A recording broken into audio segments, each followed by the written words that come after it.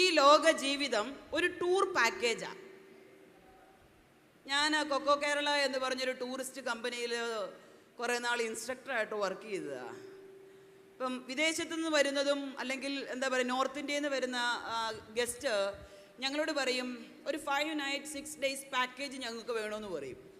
അപ്പം ഞങ്ങൾ തീരുമാനിക്കും, അവരുടെ കാറ്റഗറി മാത്രം അവരോട് ചോദിക്കും, ബഡ്ജറ്റ് ചോദിക്കും, അതിനനുസരിച്ച് ഏത് ഹോട്ടലിൽ താമസിക്കണം, ഏത് സ്ഥലത്ത് എത്ര ദിവസം താമസിക്കണം, ഏത് വാഹനത്തിൽ യാത്ര ചെയ്യണം, തിരിച്ചെപ്പോൾ എയർപോർട്ടിൽ ചെല്ലണം, ഈ എന്ത് ഭക്ഷണം കഴിക്കണം, ഇതെല്ലാം ഡിസൈഡ് ചെയ്യുന്ന ഈ ടൂർ പാക്കേജ് പ്രിഫറൻസ് ചെയ്യുന്ന ആൾക്കാരാണ്. നിങ്ങൾക്ക് മനസ്സിലായോ? Price the Lord.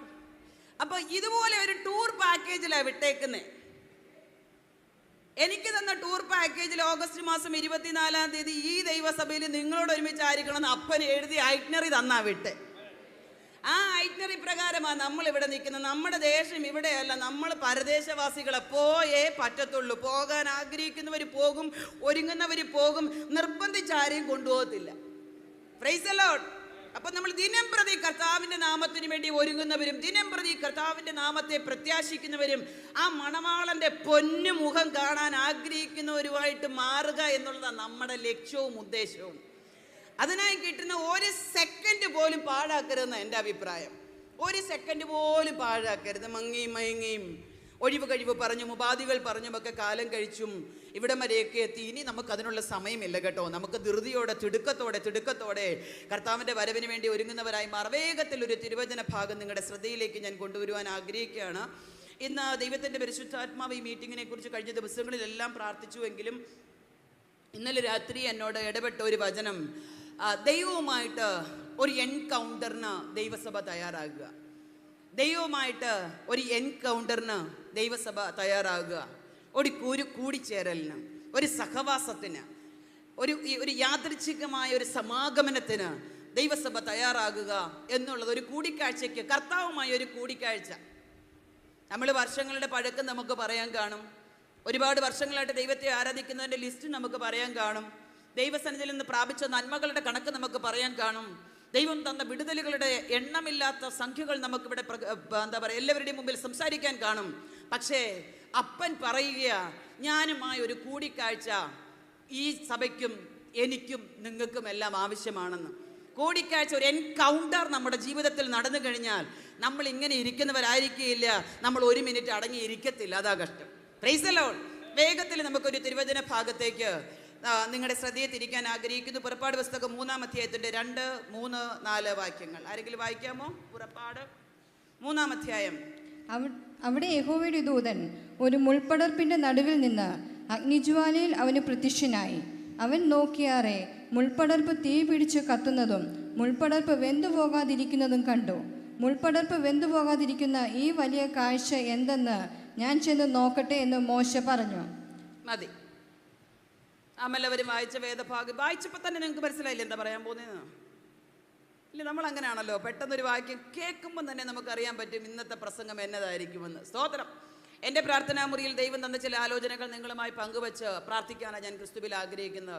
ഉൽപ്പത്തി പുസ്തകത്തിൻ്റെ അവസാനത്തിൽ ശവപ്പെട്ടിയിൽ വെച്ചു എന്ന് പറഞ്ഞ് ആ പുസ്തകത്തിന് ഫുൾ സ്റ്റോപ്പ് ഇടുമ്പോൾ പുറപ്പാട് പുസ്തകത്തിൻ്റെ ആദ്യ ഭാഗത്ത് നമുക്ക് കാണുവാൻ സാധിക്കുന്നുണ്ട്, എൻ്റെ മക്കളുടെ കണ്ണുനീർ ഞാൻ കണ്ടു, അവരുടെ കഷ്ടത ഞാൻ കേട്ടു, ഞാനതുകൊണ്ട് അവരുടെ ഇടയിലേക്ക് ഇറങ്ങി വരാൻ ആഗ്രഹിക്കുന്നു എന്ന് പറഞ്ഞ് യഹോവയായ ദൈവം ഒരു അഭിഷിക്തനെ എഴുന്നേൽപ്പിക്കുന്ന ഒരു കാഴ്ച നമുക്ക് കാണുവാൻ സാധിക്കുന്നത്. അപ്പം അതിൻ്റെ അർത്ഥം ഒന്നേ ഉള്ളൂ, പലരും ശവപ്പെട്ടിയിൽ വെച്ചു എന്ന് പറഞ്ഞ് നമ്മളെ ക്ലോസ് ചെയ്യുമ്പോൾ കർത്താവ് പറയുക, ഇല്ല, ഞാൻ കണ്ടിട്ടുണ്ടെന്ന്. ഓ, നിങ്ങൾക്ക് മനസ്സിലായില്ല. പലരും ശവപ്പെട്ടിയിൽ വെച്ചു എന്ന് പറഞ്ഞ് ക്ലോസ് ചെയ്ത ചരിത്രത്തെ സ്വർഗം പറയുക, അല്ല, ഞാൻ കണ്ടിട്ടുണ്ട്, ഇനി മുന്നോട്ട് ചലിക്കും. Price the Lord. അപ്പൊ ഇന്ന് പകൽ സ്വർഗം നമ്മളെ ചലിപ്പിക്കുന്ന പകലാണെന്ന് ആത്മാവിൽ വിശ്വസിച്ച് വേണം ദൈവസന്നിധിയിൽ ഇരിക്കാനായിട്ട്.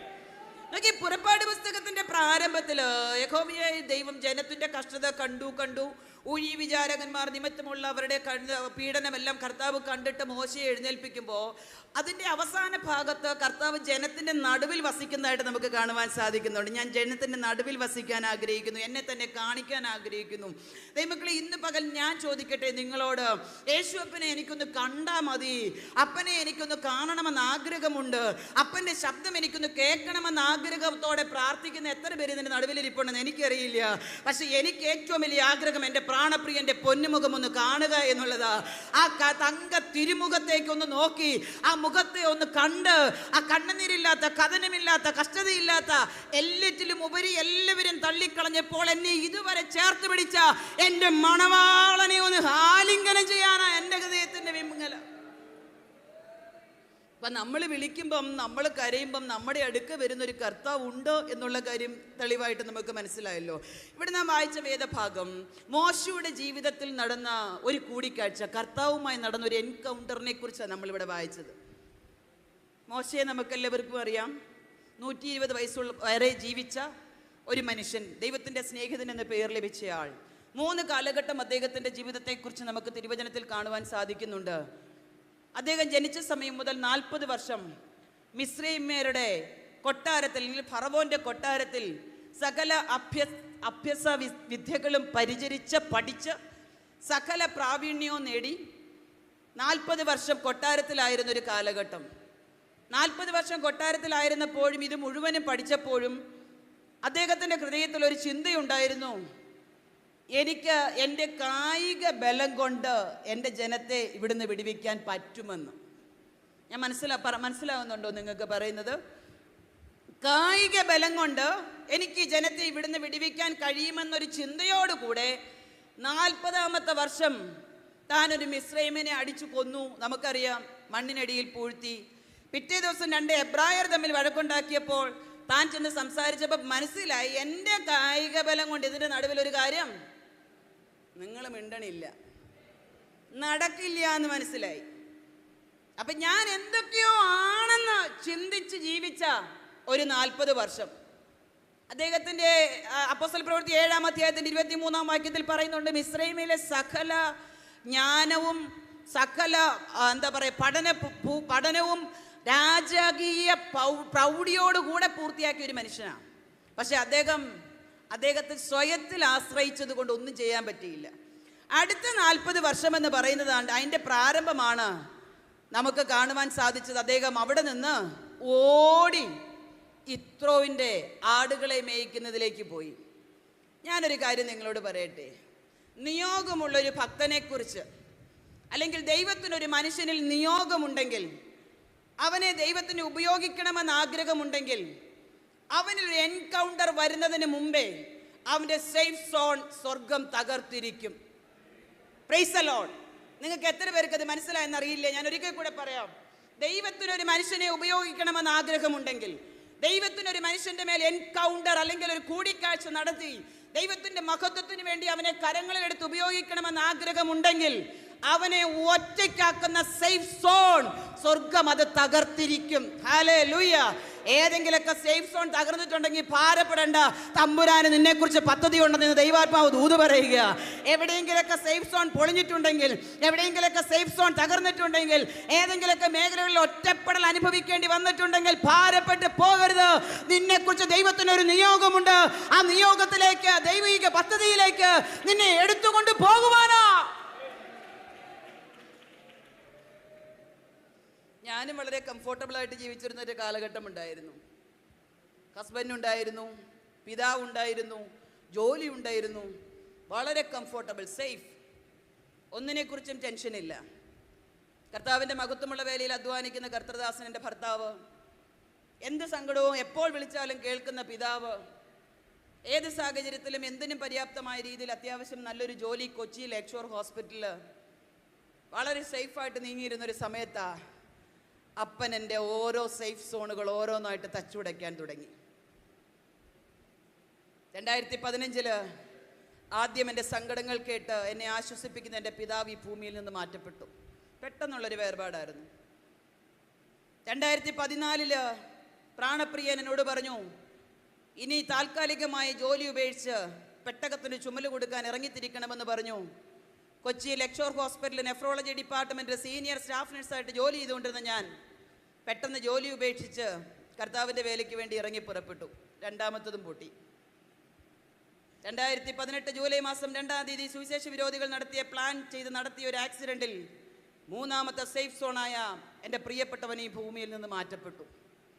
ദൈവത്തിനൊരു മനുഷ്യനെ ഉപയോഗിക്കണമെന്നും പുറത്തു കൊണ്ടുവരണമെന്നും അവൻ്റെ മേലൊരു എൻകൗണ്ടർ നടത്തണമെന്ന് ആഗ്രഹമുണ്ടെങ്കിൽ അവൻ ചാരി നിൽക്കുന്നത് എന്തോ അതിനെ ദൈവം തകർത്തിരിക്കും.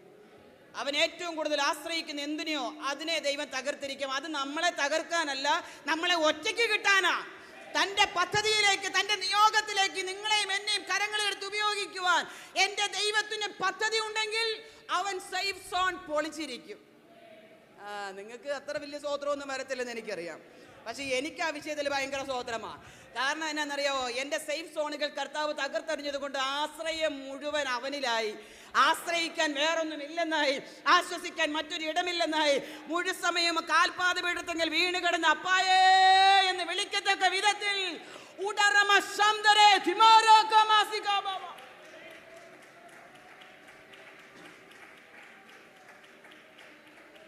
ദൈവമക്കളെ, നിയോഗം നമ്മുടെ മേലുള്ളത് വെളിപ്പെടുമ്പോൾ ഇച്ചിരി പ്രയാസമൊക്കെ ജീവിതത്തിൽ ഉണ്ടാവും.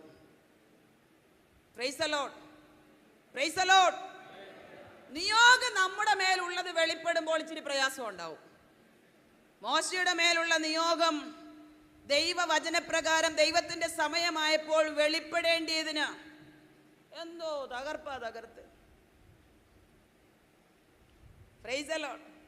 രാജകൊട്ടാരത്തിൽ സുഭിക്ഷമായി ഭക്ഷണം കഴിച്ച് സുഖലോലുപനായി അവിടെ എല്ലാവരാലും പരിലാളിക്കപ്പെട്ട് സന്തോഷമായിട്ട് ജീവിച്ചിരുന്നവൻ ഒരു സുപ്രഭാതത്തിൽ നേരെ ഇത്രോയുടെ ആട്ടും കൂട്ടിലേക്ക്.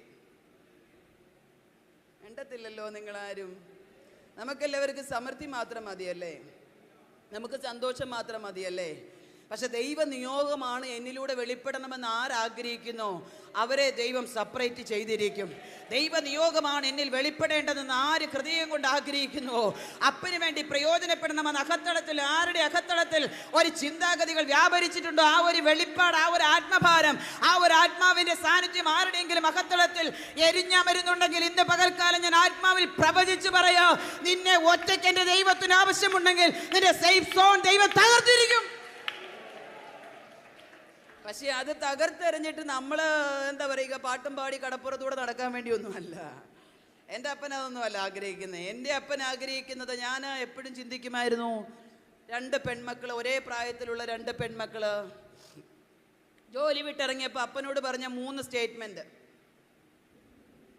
അപ്പനെന്ന് പറഞ്ഞ എൻ്റെ യേശു കർത്താവിനോട് കേട്ടോ, 3 സ്റ്റേറ്റ്മെൻറ്റ് പറഞ്ഞു. അപ്പോൾ അങ്ങയുടെ വാക്കിന് ഞാൻ എൻ്റെ ജോലി ഉപേക്ഷിച്ച് ഇറങ്ങാം, പക്ഷേ 10 പൈസയ്ക്ക് ഞാൻ എൻ്റെ സഹോദരങ്ങളെയോ പ്രിയപ്പെട്ടവരെയോ ആശ്രയിക്കത്തില്ല. ഒരന്തി ഉറങ്ങാൻ ആരുടെയും ഭവനത്തിൽ പോകത്തില്ല. ഒരു ഗ്ലാസ് വെള്ളത്തിന് ഒരു മനുഷ്യൻ്റെ ഭവനത്തിൽ കയറത്തില്ല. നിങ്ങൾ ഓർക്കണം, ആ സമയത്ത് 18 വയസ്സ് പ്രായമുള്ള 2 പെൺമക്കൾ എൻ്റെ അടുത്ത് നിൽക്കുകയാണ്. അവരുടെ ഹയർ സ്റ്റഡി 1-ാം വർഷം കഴിഞ്ഞതേ ഉള്ളൂ. വാടകയ്ക്കാണ് താമസിക്കുന്നേ. സ്വന്തമെന്ന് വരുമാനമെന്ന് പറയാൻ 1 രൂപ പോലുമില്ല. ഉണ്ടായിരുന്ന ജോലിയും റിസൈൻ ചെയ്തു. എൻ്റെ പ്രിയപ്പെട്ടവൻ പറഞ്ഞു, ഏറ്റവും കൂടുതൽ ഫിനാൻഷ്യൽ നീഡായിട്ടിരുന്ന സമയത്താണോ നീ ജോലി റിസൈൻ ചെയ്യുന്നതെന്ന് എന്നോട് ചോദിച്ചപ്പോൾ ഞാൻ പറഞ്ഞു, അപ്പൻ പറഞ്ഞു, ഞാൻ ചെയ്തു. ഇനി ഞാൻ ലോക ഗവൺമെൻറ്റിൻ്റെ ജോലിക്കാരിയല്ല, ഞാനിനി സ്വർഗ ഗവൺമെൻറ്റിൻ്റെ ജോലിക്കാരിയാണ്. അതുകൊണ്ട് എൻ്റെയും മക്കളുടെയും ഉത്തരവാദിത്വം അപ്പ ഏറ്റുകൊള്ളും എന്ന് ഞാനൊരു വാക്ക് പറഞ്ഞു. ദൈവമക്കളെ, നാം ദൈവത്തോടൊരു വാക്ക് പറഞ്ഞാൽ അത് നാം പാലിക്കുമോ ഇല്ലയോ എന്ന് കർത്താവ് വിശ്വാസത്തിൻ്റെ പരിശോധന നടത്തും കേട്ടോ. വിശ്വാസത്തിൻ്റെ പരിശോധന. 2 മക്കൾക്കും ഞാൻ എൻ്റെ അപ്പനോട് പറഞ്ഞ വാക്ക് അപ്രകാരം തന്നെ ഞാൻ പാലിക്കുമോ എന്നറിയാൻ 2 മക്കൾക്കും ഭക്ഷണം കൊടുക്കാനില്ലാതെ, കുഞ്ഞുങ്ങൾ വിശന്ന് കരയുമ്പോൾ അവരുടെ അടുക്കൽ നിന്ന് മാറിയിരുന്ന് വെളുക്കുന്നിടം വരെ കരഞ്ഞു നേരം വെളുപ്പിച്ച ദിനരാത്രങ്ങൾ എൻ്റെ ജീവിതത്തിലുണ്ടായിരുന്നു. കുളത്തിൻ്റെ സൈഡിലും വേലിപ്പടർപ്പിലും വേലിക്കരികിലും ഒക്കെ വളരുന്ന ഇലകൾ പറിച്ച് മഞ്ഞപ്പൊടി ഉപ്പ് മാത്രമിട്ട് വഴറ്റി എൻ്റെ മക്കളെ വിശപ്പടക്കി പ്രാർത്ഥിച്ച് കിടത്തി ഉറക്കിയ എത്ര ദിനരാത്രങ്ങൾ. ഒരു മനുഷ്യൻ്റെ മുമ്പിൽ കൈ നീട്ടാൻ ഞാൻ പോയില്ല കേട്ടോ. ഒരു മനുഷ്യൻ്റെ മുമ്പിൽ ഞാൻ കരം നീട്ടാൻ പോയില്ല. കർത്താവിൻ്റെ ദാസൻ പറഞ്ഞതുപോലെ എൻ്റെ സഹോദരൻ, ഞാൻ എന്ത് ചോദിച്ചാലും അതിന് ഇരട്ടി തരാൻ മനസ്സുള്ളൊരു സഹോദരനാണ്. വളരെ സ്നേഹത്തോടെ എന്നെ ചേർത്ത് പിടിക്കുന്ന എൻ്റെ ഇളയ സഹോദരനാണ്. ഞാൻ ആ മൂത്തത് എൻ്റെ ഇളയ സഹോദരനാണ്. അവൻ പലപ്പോഴും വിളിച്ചിട്ട് ചോദിക്കും, ചേച്ചി എന്തോ ഉണ്ട്, ചേച്ചി എന്തോ ഉണ്ട്, എങ്ങനെ പോകുന്നു കാര്യങ്ങൾ? ഞാൻ പറഞ്ഞു, മോനെ, ഏറ്റവും ഐശ്വര്യമായ അപ്പ നടത്തുന്നു. ഇപ്പോഴും ഞാൻ പലയിടത്തും ശുശ്രൂഷിക്കുമ്പോൾ സാക്ഷ്യത്തിലൂടെ പറഞ്ഞു കേൾക്കുമ്പോഴാ ഇങ്ങനെയുള്ള സാഹചര്യത്തിലൂടെയാണല്ലോ ഇവർ കടന്നു പോയത് എന്ന് അവൻ പോലും അറിയുന്നത്. അത്രമാത്രം കഠിനമായ പ്രതിസന്ധിയിലൂടെ കടന്നു പോകേണ്ട സാഹചര്യങ്ങൾ എൻ്റെ ജീവിതത്തിലുണ്ടായി. പലപ്പോഴും സാധനം എന്തെങ്കിലും വാങ്ങിച്ചിട്ട് ചില പൈസ ഇന്നും ഞാൻ ഓർക്കുന്നു, ഞങ്ങൾ ചേർത്തലയിൽ താമസിച്ചുകൊണ്ടിരുന്ന സമയത്ത് ഒരു കടയിൽ ഏതാണ്ട് 2000 സംതിങ് രൂപ കൊടുക്കാനുണ്ട്. എൻ്റെ കയ്യിൽ കൊടുക്കാൻ പൈസയില്ല. കുഞ്ഞുങ്ങളുടെ കരച്ചിൽ സഹിക്കുക വയ്യാതെ പോയി കടം വാങ്ങിച്ചതാ. അവരെന്നെ 3.25 മണിക്കൂർ NH-47 സൈഡിൽ, ആ റോഡ് സൈഡിൽ, മെയിൻ ഹൈവേയുടെ സൈഡിൽ, ആ കടയിൽ നിന്ന് ആരൊക്കെ വരുന്നു ആരൊക്കെ പോകുന്നു അവർ മുഴുവനും കാണുകയെ 3.25 മണിക്കൂർ ആ കടയുടെ വാതിൽക്കൽ എന്നെ പിടിച്ചു നിർത്തിയത് ഞാൻ ഇന്നും വേദനയോടെ ഓർക്കുന്നുണ്ട്. അതിനുശേഷം ഇന്ന് വരെ ഒരു മനുഷ്യനോട് കടം പോലും വാങ്ങിക്കാൻ ഞാൻ പോയിട്ടില്ല. പക്ഷേ എന്നെ സുഭിക്ഷമായി എൻ്റെ പ്രാണപ്രിയൻ നടത്തുന്നുണ്ട്. ഞാൻ പറഞ്ഞു വന്നതിൻ്റെ സാരം, അന്നൊക്കെ ഞാൻ ചോദിച്ചിട്ടുണ്ട്, അപ്പം എന്തിനാ എന്നെ ഒറ്റപ്പെടുത്തിയേ? എന്തിനാ എന്നെ ഒറ്റപ്പെടുത്തിയേ? ഈ 2 കുഞ്ഞുങ്ങളെ വളർത്തി ഞാൻ എങ്ങനെ ജീവിക്കും? ഒരു മനുഷ്യനെ പോലും സഹായത്തിന് ഞാൻ പോകത്തില്ലെന്ന് അങ്ങയോട് പറഞ്ഞതല്ലേ എന്നൊക്കെ ചോദിച്ച് നിലവിളിച്ച ദിനരാത്രങ്ങൾ എൻ്റെ ജീവിതത്തിൽ ഉണ്ടായിരുന്നു. പക്ഷേ എന്തിനായിരുന്നു ഒറ്റപ്പെടുത്തിയെന്നുള്ളത് പിന്നീടാണ് മനസ്സിലായത്. അവൻ എന്നെ ആവശ്യമുണ്ടായിരുന്നു. ഇന്ന് പകൽ നിങ്ങൾക്ക് എത്ര പേർക്കത് മനസ്സിലാകുന്നുണ്ടെന്ന് എനിക്കറിയത്തില്ല. ദൈവമക്കളെ, പലപ്പോഴും നമ്മുടെ സേഫ് സോണുകൾ തകർക്കുന്നതിൻ്റെ പിന്നിൽ ദൈവത്തിന് ഒറ്റ ഉദ്ദേശമേ ഉള്ളൂ, നിങ്ങളെയും എന്നെയും ദൈവത്തിന് ഒറ്റയ്ക്ക് വേണം. അതുകൊണ്ടാണ് മോശയുടെ ജീവിതത്തിൽ സേഫ് സോൺ അദ്ദേഹത്തിൻ്റെ തകർന്നു. കൊട്ടാരത്തിൽ നിന്ന് നേരെ യിത്രോവിൻ്റെ ആട്ടിൻകൂട്ടിലേക്ക് അദ്ദേഹം പോയത്. നീണ്ട 40 വർഷം ആടിനോടൊരുമിച്ച്, ആടിനെ പാലിച്ച്, ആടിൻ്റെ സ്വഭാവങ്ങൾ മനസ്സിലാക്കി വളരെ സന്തോഷത്തോടെ നല്ലൊരു ആട്ടിടയനായി ജീവിച്ചു കൊണ്ടിരിക്കുന്ന ഒരു കാലഘട്ടത്തിൽ തൻ്റെ 79ാമത്തെ വയസ്സ് പൂർത്തിയായി 80ലേക്ക് കയറിയെന്നാണ് ഞാൻ വിശ്വസിക്കുന്നത്. ആ സമയത്ത് ഒരു എൻകൗണ്ടർ അദ്ദേഹത്തിൻ്റെ ജീവിതത്തിൽ വെളിപ്പെടുവാനിടയായി തീർന്നു. അടുത്ത 40 വർഷം ആദ്യത്തെ 40 വർഷം താൻ എന്തൊക്കെയോ ആണെന്നുള്ള ഭാവത്തിൽ ജീവിച്ചു. അടുത്ത 40 വർഷമായപ്പോൾ എന്നെ കൊണ്ടൊന്നും പറ്റത്തില്ലെന്ന് അദ്ദേഹത്തെ ദൈവം പഠിപ്പിച്ചു. നിങ്ങളാരും മിണ്ടത്തില്ലെന്ന് എനിക്കറിയാം. എങ്കിലും ഞാനൊന്ന് പറയട്ടെ പ്രിയമുള്ളവരെ, നാം എന്തെങ്കിലുമൊക്കെ ആണെന്നൊരു തോന്നലുണ്ടെങ്കിൽ അത് പൗലോസ് പറഞ്ഞതുപോലെ കൃപയാലാണ് എന്ന് ചിന്തിക്കുന്നത് ആ ജീവിതത്തിലെ ഭാഗ്യം.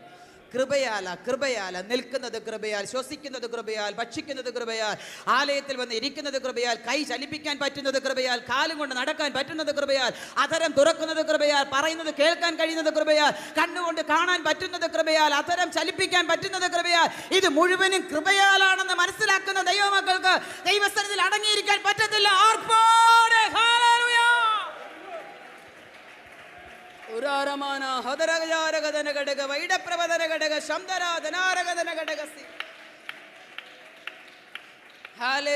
സ്തോത്രം.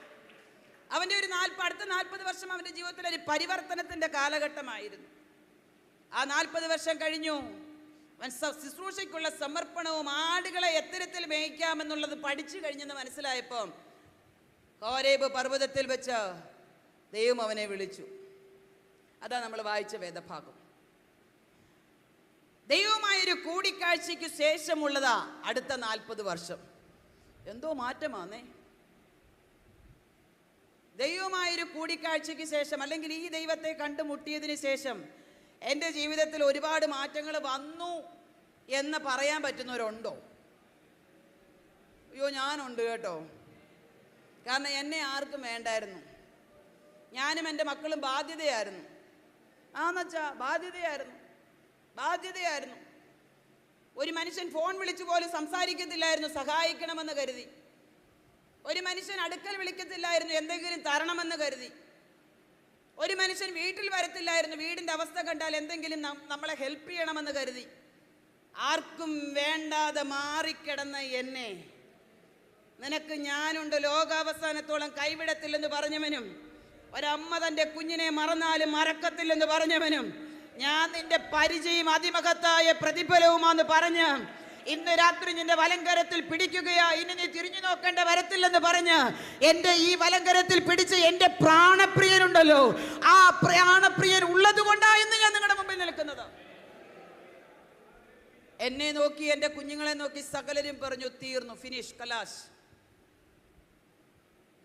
ഞങ്ങളെ അറിയാവുന്നവർക്കൊക്കെ വ്യക്തമായിട്ട് അറിയാം, കംപ്ലീറ്റ്ലി പിള്ളേരുടെ വിദ്യാഭ്യാസം തകർന്നു. ജോലിക്ക് തിരികെ പോകാൻ പറ്റത്തില്ല. കാരണം കർത്താവിനോട് കമ്മിറ്റ് ചെയ്തിറങ്ങി. വാടക കൊടുക്കാൻ നിവൃത്തിയില്ല, ഭക്ഷണത്തിന് വകയില്ല, എല്ലാം അസ്തമിച്ചു പോയി. ഇനി ഒരിക്കലും ഞങ്ങൾ ഉയരില്ല എന്ന് ഞങ്ങളെ നോക്കി അകത്തും മുഖത്തു നോക്കി പറഞ്ഞു വരും. കാൺകെ എൻ്റെ അപ്പം പറഞ്ഞു, ഞാൻ നിന്റെ പരിചയം അതിമകത്തായ പ്രതിഫലവുമാണ്. ഒരു രാത്രി എൻ്റെ പ്രാണപ്രിയൻ എന്നോട് പറഞ്ഞു, ഞാൻ നിന്റെ വലങ്കരത്തിൽ പിടിക്കുകയാ, ഇനി ഒരിക്കലും നീ തനിച്ചല്ല, ഞാൻ നിന്റെ ഒപ്പമുണ്ടെന്ന്. ഞാൻ അധികം ബഹുമാനിക്കുന്ന കർത്താവിൻ്റെ ദാസനോട് ഞാൻ ഇപ്പോൾ പറഞ്ഞു, കർത്താവിൻ്റെ ദാസനെ, എന്നെ കൊണ്ടുവന്നത് എൻ്റെ പ്രാണപ്രിയനാന്ന് പറഞ്ഞു. എൻ്റെ പ്രാണപ്രിയനാന്ന് പറഞ്ഞു. എല്ലാവരും ഫോർമാലിറ്റിക്ക് വിളിക്കുന്നത് പോലെ കർത്താവേന്നോ യേശുവേന്നോ ഇതൊക്കെ കർത്താവിൻ്റെ മഹത്വകരമായ നാമങ്ങളാ. എനിക്ക് അങ്ങനെയൊക്കെ വിളിക്കുന്നതിനേക്കാളും ഇഷ്ടം വലതുകര നെഞ്ചത്ത് വെച്ച് എൻ്റെ അപ്പനെന്ന് പറയുന്നതാ. ആണെന്നാ, എൻ്റെ അപ്പനെന്ന് പറയുന്നതാ. ആരും എന്നെ ചേർത്ത് പിടിക്കാൻ ഇല്ലാതിരുന്ന സമയത്ത് ഇന്ന് പകൽ ദൈവാത്മാവിൽ ഞാൻ ദൂതും കൂടെ പറയുക. ആരും ചേർത്ത് പിടിക്കാൻ ഇല്ലെന്ന് തോന്നുന്നുണ്ടോ? ആരും സങ്കടം കേൾക്കാൻ ഇല്ലെന്ന് തോന്നുന്നുണ്ടോ? ആരും അടുത്തു വരാൻ ഇല്ലെന്ന് തോന്നുന്നുണ്ടോ? ആരും ആശ്രയിക്കാൻ ഇല്ലെന്ന് തോന്നുന്നുണ്ടോ? സഹായിക്കാൻ കപ്പാസിറ്റി ഉള്ളവർ പോലും അടുത്തു വരുന്നില്ലെന്ന് തോന്നുന്നുണ്ടോ? ഭാരപ്പെടണ്ട, സകലത്തിനും സകലവുമായവേ അവസാനത്തോളം കൂടെ നിൽക്കാമെന്ന് പറഞ്ഞവൻ, ഒരു നാളും കൈവിടത്തില്ലെന്ന് പറഞ്ഞവൻ വന്നിട്ടുണ്ടെന്ന് ഇവിടെ. Price the Lord. ഞാൻ ഒന്നുമില്ല എന്ന് തന്നെ പഠിപ്പിച്ചതായിരുന്നു ആടുകളെ മേയിച്ചുകൊണ്ടിരുന്ന ഒരു 40 വർഷം. ആ 40 വർഷം പൂർത്തിയായപ്പോൾ തൻ്റെ ജീവിതത്തിൽ ദൈവവുമായൊരു കൂടിക്കാഴ്ചയ്ക്ക് ദൈവം സമയമെടുത്തു. ദൈവത്തോടൊത്തുള്ള ദൈവിക ശുശ്രൂഷയുമായിട്ടുള്ള ബന്ധത്തിലുള്ള സമയമാണ് അടുത്ത 40 വർഷം. ആ അടുത്ത 40 വർഷത്തിൽ താൻ ഏറെ പഠിച്ച ഒരു പാഠം, ദൈവം കൂടെയുണ്ടെങ്കിൽ എല്ലാം കഴിയുമെന്ന് താൻ പഠിച്ചു. സെരുബാബേൽ പറഞ്ഞു, സൈന്യത്താലല്ല, ശക്തിയാലല്ല, ഉറക്കെ പറഞ്ഞേ, എൻ്റെ ആത്മാവിനാലത്രേ. ദൈവം കൂടെയുണ്ടെങ്കിൽ എല്ലാം സാധിക്കുമെന്ന്, ദൈവം കൂടെയുണ്ടെങ്കിൽ എല്ലാം നടക്കുമെന്ന്, ദൈവം കൂടെയുണ്ടെങ്കിൽ ആരും വേണ്ടെന്ന്, ദൈവം കൂടെയുണ്ടെങ്കിൽ ആരും ശ്രദ്ധിക്കേണ്ടെന്ന്, ദൈവം കൂടെയുണ്ടെങ്കിൽ എല്ലാം ഉണ്ടെന്ന്, ദൈവം കൂടെയുണ്ടെങ്കിൽ നമ്മൾ ശക്തന്മാരാണ്.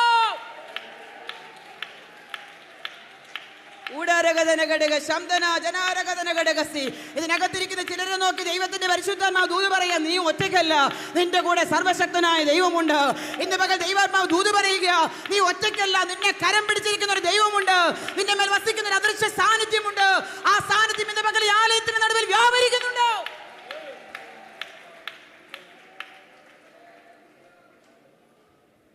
അപ്പായുണ്ടെങ്കിൽ എല്ലാം ഉണ്ട്. എൻ്റെ ജീവിതത്തിൻ്റെ അനുഭവമാണ് പറയുന്നത് കേട്ടോ. കൈപിടിക്കാൻ ആരുമില്ലാതിരുന്നപ്പോൾ, സഹായിക്കാൻ ആരുമില്ലാതിരുന്നപ്പോൾ പാസ്റ്ററിനോട് ചോദിച്ചു, എങ്ങനെ കുഞ്ഞുങ്ങളെ പഠിപ്പിച്ചെന്ന്. ഞാൻ പറഞ്ഞു, എൻ്റെ അപ്പായാ പഠിപ്പിച്ചതെന്ന് പറഞ്ഞു. ആരാ പഠിപ്പിച്ചേ? നിങ്ങൾ മിണ്ടത്തില്ല. മൊത്തം അങ്ങോട്ടങ്ങ് കൊടുത്തു. മക്കളെ തന്നോ? മക്കളെ കൊടുത്തു.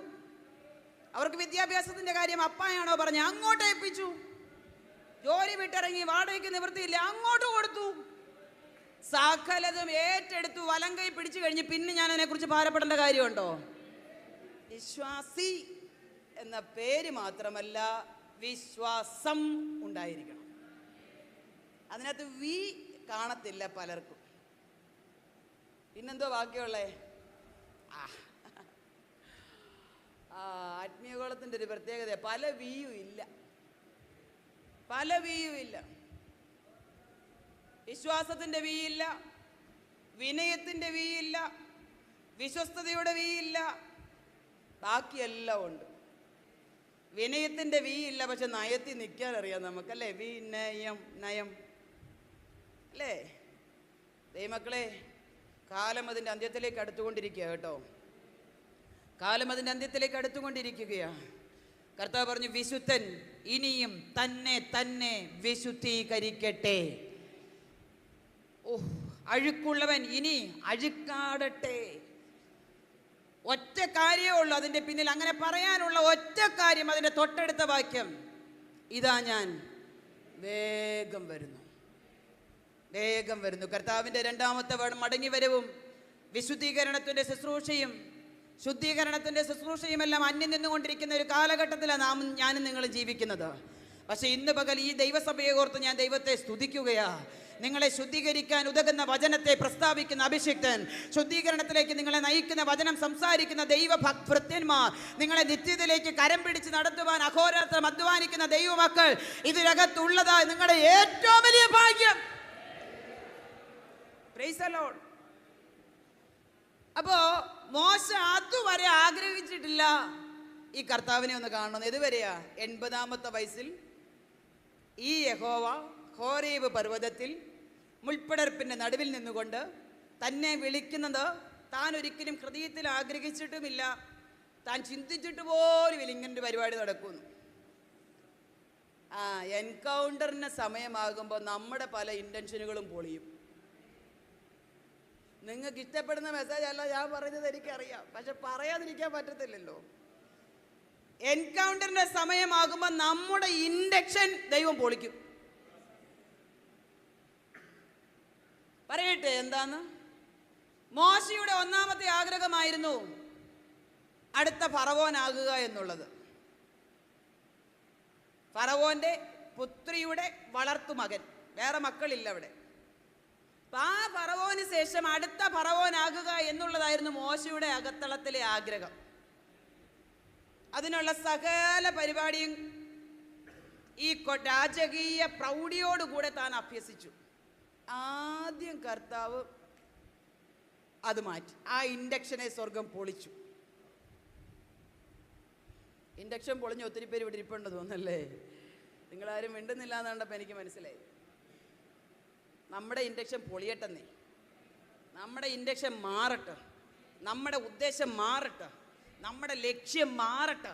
നമ്മുടെ ഈ ഭൂമിയെക്കുറിച്ചുള്ള നമ്മുടെ, അല്ലെങ്കിൽ ഈ ലോകത്തെക്കുറിച്ചുള്ള നമ്മുടെ എന്തെങ്കിലുമൊക്കെ ഉദ്ദേശങ്ങളും കാൽക്കുലേഷൻസും ഉണ്ടെങ്കിൽ അത് മുഴുവനും പൊളിയട്ടെ. സ്വർഗത്തിൻ്റെ ഇഷ്ടം നിറവേറട്ടെ, സ്വർഗത്തിൻ്റെ നിയോഗം നിറവേറട്ടെ, സ്വർഗത്തിൻ്റെ ഹിതം നമ്മിൽ നിറവേറട്ടെ. അതാ വേണ്ടത്. ഞാൻ ഭയങ്കരമായിട്ട് ആഗ്രഹിച്ചിരുന്നു അടുത്ത ഈ നെഫ്രോളജി ഡിപ്പാർട്ട്മെൻറ്റിൻ്റെ അടുത്ത ഇൻചാർജ് ആകാം. നമുക്ക് ഈ നഴ്സിംഗ് പ്രൊഫഷൻ ആണെന്ന് പറഞ്ഞാലും എന്താ പറയുക, പ്രൊമോഷൻസ് ഒക്കെ ഉണ്ട്, സാലറി ഇൻക്രിമെൻ്റ് ഉണ്ട്. അയ്യോ എന്തൊക്കെ ആഗ്രഹങ്ങളായിരുന്നു.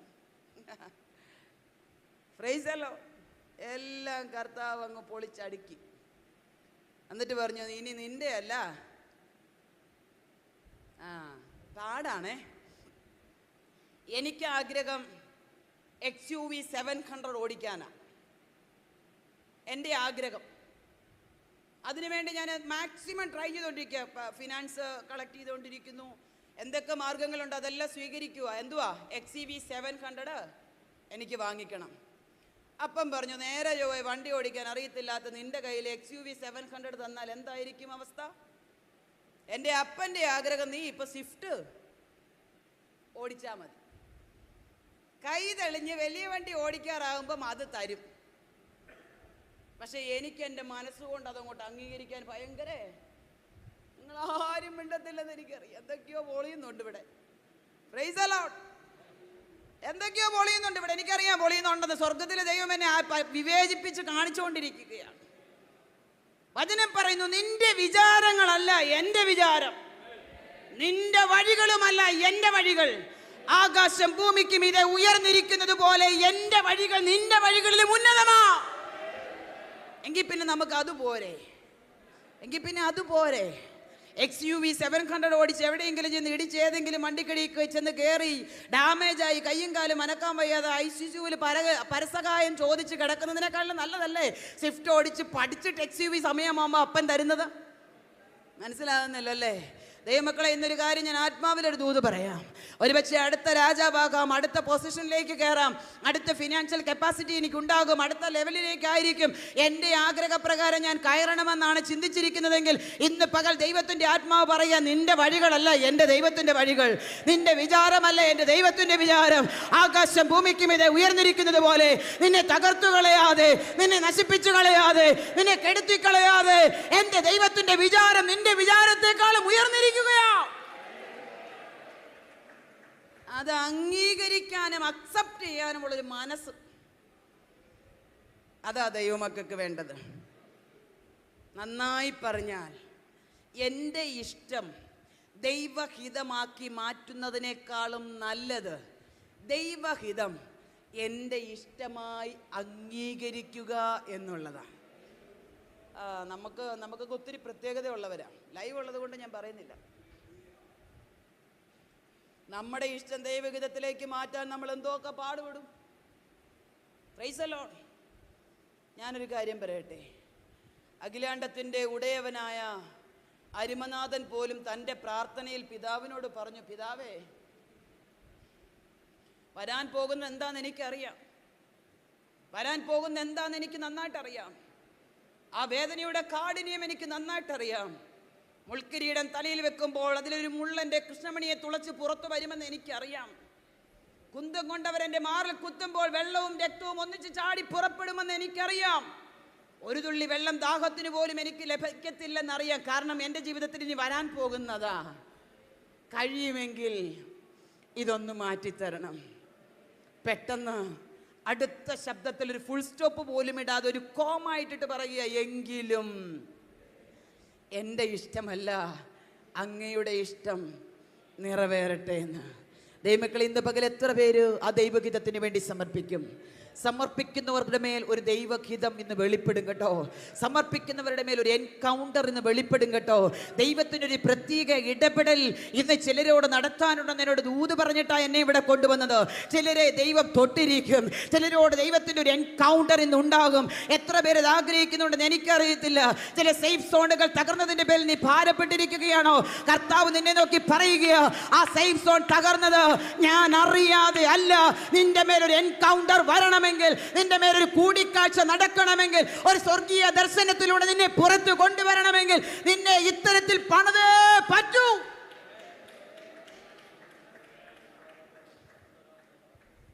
മോശ അതുവരെ കാണാത്ത ഒരു സംഭവം അവിടെ കാണുകയാണ്.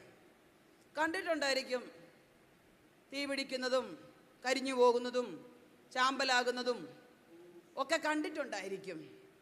പക്ഷെ അന്ന് അതുവരെ കാണാത്തൊരു വ്യത്യസ്തത മോശ കണ്ടു.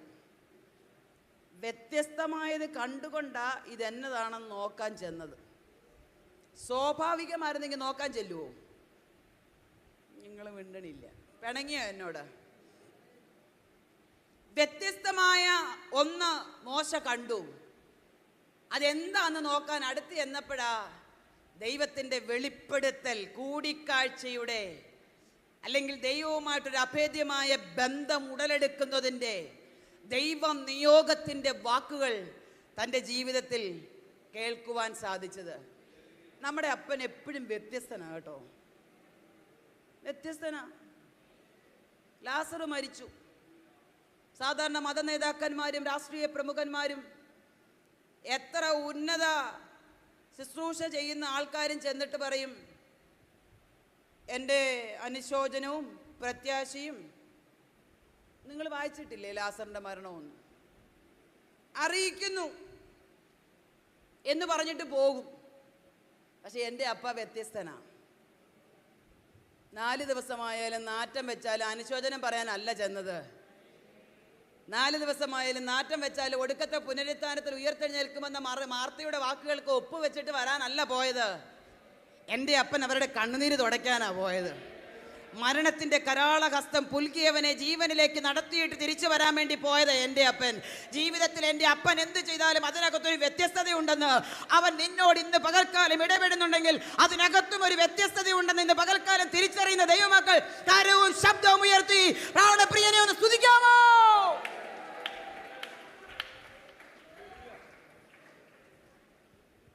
ദൈവത്തിൻ്റെ ഇടപെടലുകൾ എപ്പോഴും വ്യത്യസ്തമാണ്, എപ്പോഴും വ്യത്യസ്തമാണ്. കത്തുന്ന മുൾപ്പടർപ്പ്, പക്ഷെ അത് ദഹിച്ചും പോകുന്നില്ല, വെന്തും പോകുന്നില്ല. അപ്പം നമുക്കാണല്ലോ ഒരു ആങ്സൈറ്റി ഉണ്ടാവും, അല്ലേ? ഇതെന്താ സംഭവിക്കുന്നത്, ഇതെന്താ ഇങ്ങനെ എന്നാൽ കത്തുന്നതായിട്ട് നന്നായിട്ട് കാണുന്നുണ്ട്, പക്ഷെ ഇത് വെന്തു പോകുന്നില്ല. ഇപ്പോഴും അങ്ങനെ തീയുടെ അനുഭവത്തിൽ കൂടെ കടന്നു പോകുമ്പോഴും വെന്തു പോകാതെ നിർത്തുന്നത് ദൈവത്തിൻ്റെ കരമാകട്ടോ. കത്തുമെന്നേ. അകവും പുറവും ഒരുപോലെ കത്തുന്ന ശോധന നമ്മുടെ ജീവിതത്തിൽ വരും. കഷ്ടതയാകുന്ന കഠിന ശോധന, തീയിൽ കൂടെ നടന്നു പോകേണ്ട അവസ്ഥ. ശദ്രക്ക് മേശക്ക് അബേദ്നെഗോവിന്റെ ജീവിതത്തിൽ സംഭവിച്ചതുപോലെ അഗ്നി പരീക്ഷണം നിങ്ങളുടെയും എൻ്റെയും ജീവിതത്തിൽ വരുമ്പോൾ ഒരു കാര്യം ഓർത്ത് നിങ്ങൾ വിലപിക്കരുത്, നിങ്ങൾ സന്തോഷിക്കണം. അവിടെ നിങ്ങളെ വിട്ടിട്ട് പോകുന്ന ദൈവമല്ല. വെന്തു പോകാൻ അവൻ അനുവദിക്കത്തില്ല, ദഹിച്ചു പോകാൻ അവൻ അനുവദിക്കത്തില്ല, ചാരമായി പോകാൻ അവൻ അനുവദിക്കത്തില്ല.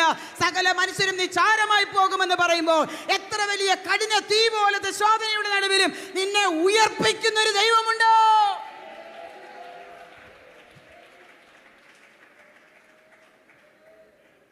ദൈവമക്കളെ, എൻ്റെ പ്രിയപ്പെട്ടവൻ്റെ വേർപാട് വളരെ വിഷമാവസ്ഥ ഉളവാക്കുന്നതായിരുന്നു. എങ്ങനെയാണ് ആ ദിവസങ്ങൾ തള്ളി നീക്കിയതെന്ന് ഇപ്പം എന്നോട് ചോദിക്കുമ്പോൾ എനിക്ക് പറയാൻ അറിയില്ല. സകലരും കൈവിട്ടു. ലൈവ് ഉള്ളത് കൊണ്ട് പല കാര്യങ്ങളും എനിക്ക് ഓപ്പണായിട്ട് പറയാൻ ഒക്കത്തില്ല. സകലരും കൈവിട്ടു. ഭർത്താവിൻ്റെ വീട്ടുകാരും സകല മനുഷ്യരും. ഒന്ന് വിളിച്ചാൽ മതിയേ, ഒരു കോൾ ചെയ്താൽ മതിയേ എന്നൊക്കെ പറഞ്ഞിട്ട് പോയവരെ 6 വർഷമായിട്ടും കാണാത്തവരുണ്ട്. ഭക്ഷണത്തിന് വകയില്ല, കയറിക്കിടക്കാൻ വീടില്ല. ഛത്തീസ്ഗഡിലെ വേലയ്ക്ക് വേണ്ടി ജോലിയുടെ നല്ലൊരു ശതമാനം കിട്ടിയ സാലറി മുഴുവൻ അയച്ചു കൊടുത്തത് കൊണ്ട് വലിയ റെന്റ് കൊടുത്ത് നല്ല ഉറപ്പുള്ള വീട്ടിലൊന്നും താമസിക്കാൻ പറ്റത്തില്ല. ഒന്ന് അമർത്തി തള്ളിയാൽ തുറന്നു പോകുന്ന അടുക്കള വാതിലൊക്കെയാണ് ഞങ്ങൾക്കുണ്ടായിരുന്നത്. എൻ്റെ ഹസ്ബൻഡ് മരിച്ചത് 2018 ജൂലൈ മാസം. നിങ്ങൾക്കെല്ലാവർക്കും നല്ല ഓർമ്മയുണ്ടാവും. 2018 ജൂൺ മാസം ജിഷ എന്ന് പറഞ്ഞൊരു പെൺകുട്ടിയെ അമുറുൽ അസ്ലാം എന്ന് പറഞ്ഞൊരു നോർത്ത് ഇന്ത്യക്കാരൻ അതിദാരുണമായി കൊന്നുകളഞ്ഞൊരു സമയം പെരുമ്പാവൂരിൽ. ഞങ്ങൾ താമസിക്കുന്നത് ഓൾ കേരള ഹോൾസെയിൽ വെജിറ്റബിൾ മാർക്കറ്റിൻ്റെ തൊട്ട് ബാക്കിലുള്ള വീട്ടിലാണ് താമസിക്കുന്നത്. ഒരുപാട് 400-ലധികം നോർത്ത് ഇന്ത്യൻസ് അവിടെ വർക്ക് ചെയ്യുന്നുണ്ട്. എൻ്റെ ഹസ്ബൻഡ് മരിച്ചു പോയതും അദ്ദേഹത്തിൻ്റെ ബോഡി കൊണ്ടുവന്നതും ഇനി ഈ വീട്ടിൽ ആണുങ്ങളില്ല എന്നുള്ളതുമൊക്കെ വ്യക്തമായി സകല മനുഷ്യർക്കും മനസ്സിലായ ഒരു സമയം. അടക്കം കഴിഞ്ഞ് 3-ാമത്തെ ദിവസം രാവിലെ ഭർത്താവിൻ്റെ വീട്ടിൽ നിന്ന് ഞങ്ങൾ വാടകയ്ക്ക് താമസിച്ചിരുന്ന ഭവനത്തിലേക്ക് വന്നു. നിങ്ങൾക്കറിയണോ, ഒരു ഷിഫോൺ സാരിയുടെ തലപ്പ് ഉപയോഗിച്ച് എൻ്റെ മക്കളെ പൊതിഞ്ഞാണ് ഞാൻ ആ വഴി കൂടെ കൊണ്ടുവന്നുകൊണ്ടിരുന്നത്. 18 വയസ്സ് പ്രായമുള്ള 2 പെൺമക്കൾ. ഒന്ന് അമർത്തിത്തള്ളിയാൽ തുറന്നു പോകുന്ന കഥക്. എന്നെ കൊന്നു കളഞ്ഞിട്ടോ എന്നെ ഉപദ്രവിച്ചിട്ടോ എൻ്റെ മക്കളെ അവർ ഇല്ലായ്മ ചെയ്യുമെന്ന് ഭയന്ന് ഒരുപാട് രാത്രികൾ ആ അടുക്കള വാതിൽക്ക് ചാരിയിരുന്ന് നേരം വെളുപ്പിച്ച സാഹചര്യങ്ങൾ എൻ്റെ ജീവിതത്തിലുണ്ട്. ഇന്നും ഒരു മനുഷ്യനോട് പോലും പറയാതെ ഉള്ളിൻ്റെ ഉള്ളിൽ വേദന ഒതുക്കി കണ്ണിൽ കാണത്തക്ക രീതിയിൽ പായിട്ട് മക്കളെ കിടത്തി. 1 മിനിറ്റ് പോലും രാത്രി കണ്ണടച്ചുറങ്ങാതെ അപ്പായേ അപ്പായേ അപ്പായേ അപ്പായേ അപ്പായേ എന്ന് വിളിച്ച് എത്രയോ ദിനരാത്രങ്ങൾ ഞാൻ നേരം വെളുപ്പിച്ചിട്ടുണ്ടെന്നറിയാമോ? വിശ്വാസത്തിൽ ഇത്രയും വളർന്നിട്ടില്ലാത്ത സമയമാണ്. ഒരുപാട് തീയുടെ ശോധനയിൽ കൂടെ കടന്നുപോയ ദിനരാത്രങ്ങൾ. ആരെങ്കിലും ഒന്ന് ഫോൺ വിളിച്ചിരുന്നെങ്കിൽ എന്ന് ആഗ്രഹിച്ച സാഹചര്യങ്ങൾ. ഒന്ന് വിളിച്ചാൽ മതി, ആവശ്യങ്ങളൊന്നും നടത്തി തരികയോ അടുത്തു വരികയോ ആശ്ലേഷിക്കുകയോ കരുതുകയോ ഒന്നും വേണ്ട. ഒന്ന് വിളിക്കുകയെങ്കിലും ചെയ്തിരുന്നെങ്കിൽ എന്ന് ചിന്തിച്ച് വിലപിച്ച ദിനരാത്രങ്ങൾ. ഛത്തീസ്ഗഡിൽ നിന്ന് നിരന്തരമായി വരുന്ന ഫോൺ കോളുകൾ. ഒരു അഗ്നിശോധന എൻ്റെ ജീവിതത്തിലും ഉണ്ടായി. ആ തീയിൽ ഞാൻ വെന്തു പോകുമെന്ന് ഞാൻ പലപ്പോഴും ഭയപ്പെട്ടു പോയിട്ടുണ്ട്. ആ തീയിൽ ഞാൻ ഇല്ലാതെയായി പോകുമോ എന്നോർത്ത് ഞാൻ നിലവിളിച്ച ദിനരാത്രങ്ങൾ എൻ്റെ ജീവിതത്തിലുണ്ട്. ഇപ്പോൾ 6 വർഷം കഴിഞ്ഞു അദ്ദേഹം ഈ ഭൂമിയിൽ നിന്ന് മാറ്റപ്പെട്ടിട്ട്. ഏതാണ്ട് 5 വർഷത്തോളം 265 ദിവസം ഇടവിട്ട് ദൈവസന്നിധിയിൽ ഞാൻ വീണ് കിടന്ന് കരഞ്ഞിട്ടുണ്ട്, ഉപവസിച്ച്. തീയിൽ കൂടെ നടന്ന വെന്തു പോകത്തില്ല കേട്ടോ. യെശയ്യാപ്രവചനത്തിൽ ഇങ്ങനെ ഒരു വാക്യമുണ്ടെന്ന്, തീയിൽ കൂടെ നടന്നാൽ വെന്തു പോകത്തില്ല. നീ വെള്ളത്തിൽ കൂടെ കടന്നാൽ അവ നിന്റെ മീതെ കവിയുകയില്ല. അഗ്നിജ്വാല നിന്നെ ദഹിപ്പിക്കുകയില്ല. കാരണം ഒന്നേ ഉള്ളൂ, ഇസ്രയേലിൻ്റെ ദൈവം നിങ്ങളുടെയും എൻ്റെയും കൂടെയുണ്ട്. അവൻ ഉള്ളം കരത്തിൽ വഹിക്കുന്ന ദൈവമാ. അവൻ കൺമണി പോലെ കാക്കുന്ന ദൈവമാ. എത്ര വലിയ പ്രതിസന്ധി, എത്ര വലിയ ശോധന, എത്ര വലിയ മുൾപ്പടർപ്പ്, എത്ര വലിയ തീക്കുണ്ടത്തിൽ നീ വീണു പോയാലും വെന്തു പോകാതെ, ദഹിച്ചു പോകാതെ, ചാരമാവാതെ കൺമണി പോലെ കരുതുന്ന ഒരപ്പനുണ്ടെന്ന് ലോകത്തിന്റെ ഏത് കോർണറിൽ നിന്ന് പ്രസംഗിക്കുവാൻ ഇന്നെനിക്ക് കഴിയുന്നെങ്കിൽ ആ അപ്പന്റെ സ്നേഹത്തിന്റെ ആഴം ആവോളം അനുഭവിച്ചിട്ടാ ദൈവമക്കളെ ഇന്ന് പകൽ ഞാനായിരിക്കുന്നത്. Praise the Lord. ഒരു ദൂതും കൂടെ അവിടെ നിന്ന് പറഞ്ഞിട്ട് ഞാൻ മുന്നോട്ട് പോട്ടെ. ആളിക്കത്തുന്ന അഗ്നിയുടെ നടുവിൽ നാം ആയിരിക്കുമ്പോഴും, ഞാൻ നേരത്തെ പറഞ്ഞതുപോലെ ഒരു മനുഷ്യൻ നമ്മോട് സംസാരിക്കാൻ അടുത്തു വരാതിരിക്കുമ്പോഴും തീക്കകത്തും നമ്മോട് സംസാരിക്കുന്ന ഒരു ദൈവമുണ്ട്. ആ അഗ്നിക്കകത്ത് നിന്ന് മോശയോട് പറയുക, മോശേ മോശേ. അവന്റെ ഹൃദയത്തിനകത്ത് 40 വർഷത്തെ ഫറവോന്റെ കൊട്ടാരത്തിലെ ജീവിതം ഒരു പക്ഷെ കഴിഞ്ഞു വന്നിട്ടുണ്ടാവാം. തൻ്റെ ജനത്തെക്കുറിച്ചുള്ള വേദന അവൻ്റെ അകത്തളത്തിൽ കാർന്ന് തിന്നുന്നുണ്ടാവാം. അതിനുശേഷമുള്ള വർഷങ്ങൾ ആടുകളുടെ കൂടെ നടന്നപ്പോഴും അകത്തളത്തിൽ വിങ്ങുന്ന വേദന താൻ പുറമേ കാണിക്കാതെ കഴിഞ്ഞുപോയ സാഹചര്യങ്ങൾ ഉണ്ടാവാം. എന്നാൽ ആ അഗ്നിശോധനയുടെ നടുവിൽ വെന്തുപോകാതെ മുൾപ്പിടർപ്പിന്റെ നടുവിൽ നിന്നുകൊണ്ട് നൊമ്പരത്തോടെ നിൽക്കുന്നവനെ നോക്കി, മോശേ മോശേ, നീ നിൽക്കുന്ന സ്ഥലം വിശുദ്ധ ഭൂമിയാകിയാൽ കാലിൽ നിന്ന് ചെരുപ്പ് അഴിച്ചു കളക. കാരണമുണ്ട്, എനിക്ക് നിന്നോട് ഇച്ചിരി സംസാരിക്കാനുണ്ട്. ഇന്ന് പകൽ എൻ്റെ അപ്പൻ എന്നോടൊന്നൊരു വാക്ക് സംസാരിച്ചിരുന്നെങ്കിൽ നാവലോടിരിക്കുന്ന എത്ര ദൈവമക്കൾ ഇതിൻ്റെ നടുവിലുണ്ടെന്ന് എനിക്കറിയില്ല. പക്ഷെ ഓരോ രാത്രിയും ഓരോ പകലും എഴുന്നേൽക്കുമ്പോൾ അപ്പ അങ്ങയുടെ ഒരു വാക്കെങ്കിലും കേൾപ്പാൻ, ഒരു ശബ്ദമെങ്കിലും അങ്ങയുടെ അധരത്തിൽ നിന്ന് കേൾപ്പാൻ എന്നെ സഹായിക്കണമേ എന്ന് പറഞ്ഞ് ഞാൻ പ്രാർത്ഥിച്ച ദൈവസന്നിധിയിലായിരിക്കുന്ന ദൈവമക്കളെ, ദൈവം മോശയോട് സംസാരിച്ചു. മോശയുമായി കർത്താവ് കമ്മ്യൂണിക്കേറ്റ് ചെയ്തു, കാര്യങ്ങളെല്ലാം പറഞ്ഞു. ഞാൻ അവരുടെ വേദന കണ്ടു, അവരുടെ കണ്ണുനീര് കണ്ടു, അവരുടെ കഷ്ടത കേട്ടു. നീ അതുകൊണ്ട് അവരുടെ നടുവിൽ ചെല്ലണം എന്നെല്ലാ കാര്യങ്ങളും മോശയോട് പറഞ്ഞു. മോശ അതെല്ലാം കേട്ടു. ഹോരേബ് പർവ്വതത്തിലേക്ക് കയറിപ്പോയത് ആട്ടിടയനായിട്ടാ. ഞാൻ പറയുന്നത് മനസ്സിലാവുന്നുണ്ടോ? ഹോരേബ് പർവ്വതത്തിലേക്ക് മോശ കയറിപ്പോയത് ആട്ടിടയനായിട്ടാ, കയ്യിലൊരു വടിയും കുറെ ആടുകളുമായിട്ടാ.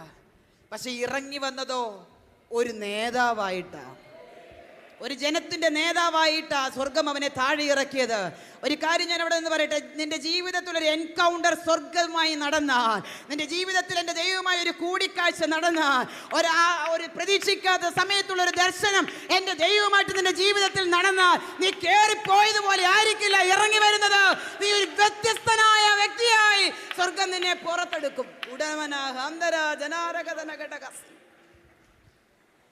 എൻകൗണ്ടർ നടന്നാൽ സ്ഥാനം മാറും. എൻകൗണ്ടർ നടന്നാൽ പൊസിഷൻ മാറും. എൻകൗണ്ടർ നടന്നാൽ എന്ന് പറഞ്ഞാൽ ദൈവവുമായിട്ടൊരു കൂടിക്കാഴ്ച നടന്നാൽ കുടുംബത്തിന്റെ നിലവാരം മാറും. നിങ്ങൾ ആമേൻ പറയത്തില്ല, പക്ഷെ ഞാൻ പറയും. എന്റെ മാറ്റിയ സ്വർഗമായി ഇന്ന് പകൽ ഇവിടെ വന്നിരിക്കുന്നത്, എന്റെ സ്ഥിതിക്ക് ഭേദം വരുത്തിയ സ്വർഗമായി ഇന്ന് ഇവിടെ ഉള്ളത്. അവൻ നിങ്ങളെയും കാണുന്നുണ്ട്. അവനത് ചെയ്യാൻ വിശ്വസ്തനായ ദൈവമാണ്.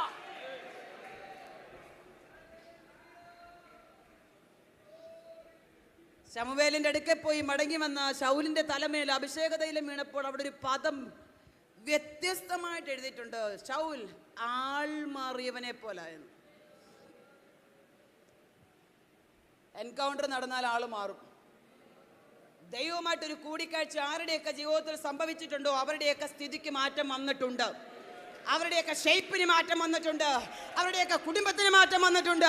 അവരുടെയൊക്കെ തലമുറയ്ക്ക് മാറ്റം വന്നിട്ടുണ്ട്. അവരുടെയൊക്കെ ആത്മീയ ജീവിതത്തിന് മാറ്റം വന്നിട്ടുണ്ട്. അവരെ സ്വർഗം കരം പിടിച്ച് നടത്തിയിട്ടുണ്ട്.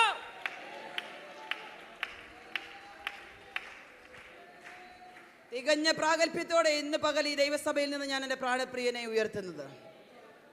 കൈഞ്ഞൊടിച്ച് ചോദിച്ചിട്ടുണ്ട്, നിന്റെ മക്കളെ പഠിപ്പിക്കുന്ന എനിക്കൊന്ന് കാണണമെന്ന്. Praise the Lord. എൻകൗണ്ടറിന് തയ്യാറാകുക. ദൈവമായിട്ടൊരു കൂടിക്കാഴ്ചയ്ക്ക് തയ്യാറാകുക. ഇന്ന് പകലൊന്ന് അകമഴിഞ്ഞ് ആഗ്രഹിക്കുക, അപ്പാ എൻ്റെ അപ്പനുമായ ഒരു എൻകൗണ്ടർ ഇന്നെൻ്റെ ജീവിതത്തിൽ വെളിപ്പെടണം. അതിൻ്റെ സ്ഥിതിക്ക് മാറ്റം വരുന്നതാണെങ്കിൽ അതെനിക്കിന്ന് പകൽ വേണം. അതിൻ്റെ കുടുംബത്തിന് മാറ്റം വരുന്നതാണെങ്കിൽ അതിന്ന് എനിക്ക് വേണം. അതിൻ്റെ തലമുറയ്ക്ക് ഒരു മാറ്റം വരുന്നതാണെങ്കിൽ അത് ഇന്ന് എനിക്ക് വേണം. അങ്ങയുമായ ഒരു കൂടിക്കാഴ്ചയോട് കൂടിയേ ഞാൻ ഈ ആലയം വിട്ട് പുറത്തു പോകൂ എന്ന് ദൃഢനിശ്ചയം ഹൃദയത്തിനകത്തെടുത്ത് പ്രാർത്ഥിക്കുന്ന ദൈവവൈദ്യുണ്ടെങ്കിൽ എൻ്റെ അപ്പനുമായ ഒരു എൻകൗണ്ടർ ഇന്ന് പകൽ ഇതിനകത്ത് നടന്നിരിക്കും. ദൈവമക്കളെ, വാടക കൊടുക്കാൻ നിവൃത്തിയില്ലാതെ, ഭക്ഷണം കൊടുക്കാൻ നിവൃത്തിയില്ലാതെ, പച്ചവെള്ളം പ്രാർത്ഥിച്ചു കൊടുത്തും എല്ലാ ഇലകളും വഴട്ടിക്കൊടുത്തും അത് മാത്രം തിന്നൊക്കെ ജീവിച്ച എൻ്റെ മക്കളെ എങ്ങനെ പഠിപ്പിക്കുമെന്ന് ചോദിച്ച് ചലഞ്ച് ചെയ്തവരുടെ നടുവിൽ ലോകത്തിലെ ഒരു മനുഷ്യനും ക്രെഡിറ്റ് ഏറ്റെടുക്കാൻ കഴിയാത്ത വിധത്തിൽ സ്വർഗം ഏറ്റെടുത്ത് പഠിപ്പിച്ചു. ഒന്ന് കരമടിച്ച് ദൈവത്തെ ഒന്ന് മഹത്വപ്പെടുത്തിക്കേ. ശക്തിയോടെ ദൈവത്തെ ഒന്ന് സ്തുതിച്ചേ. അടകജാന ദുബിലകേത കസ്തുന. ഇന്ന് ചിലതൊക്കെ സ്വർഗം ഇതിന് നടുവ് ചെയ്യാൻ പോകുകയാ. നീ പ്രതീക്ഷിക്കാത്ത ചില മേഖലകൾ ദൈവം നിനക്ക് വേണ്ടി തുറക്കാൻ പോകുകയാ. നീ ഒരിക്കലും പ്രതീക്ഷിക്കാത്ത ചില വഴികളിലൂടെ സ്വർഗം നിന്നെ നടത്താൻ പോകുകയാ. ഇന്നൊരു കൂടിക്കാഴ്ച ഇതിനകത്ത് നടക്കും. ആ കൂടിക്കാഴ്ചയിൽ ചിലതൊക്കെ ഇതിനകത്ത് സംഭവിക്കും.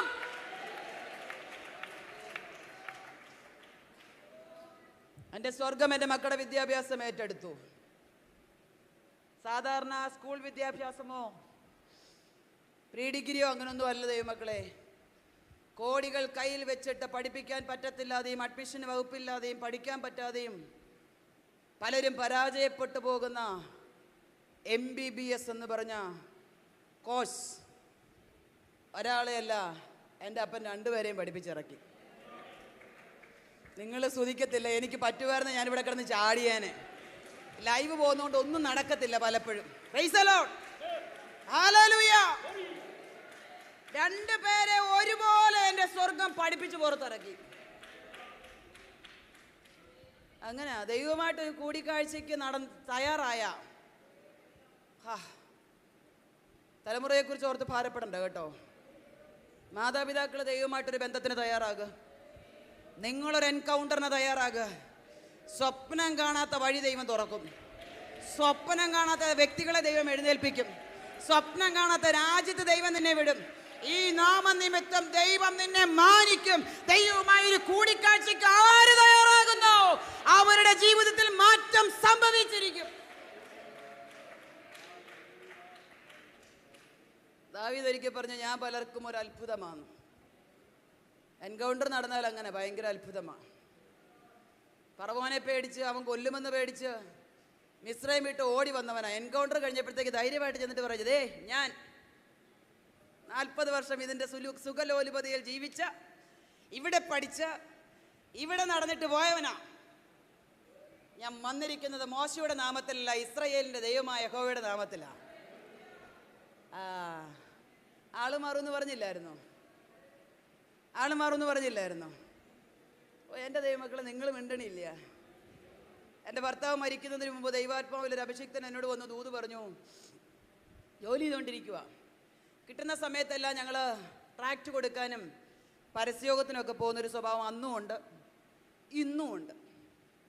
ഈ ആഴ്ചയും പരസ്യോഗത്തിന് പ്രസംഗിച്ചിട്ട് നിൽക്കുക. അടുത്ത ആഴ്ചയും ഉണ്ട് 4 ദിവസം പരസ്യോഗം.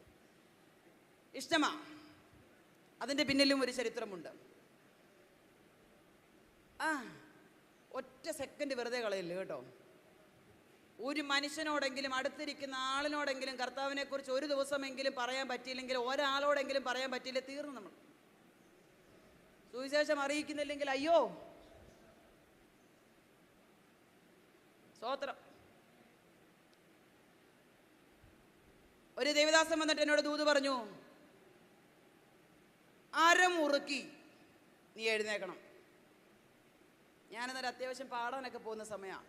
കൃപയാൽ അങ്ങനൊരു കൃപ കർത്താവ് ഉണ്ടായിരുന്നു. ഇപ്പം ഇതെല്ലാം മാറ്റി വെച്ചു. സൗണ്ടൊക്കെ കർത്താവ് മാറ്റിയതാണ് കേട്ടോ.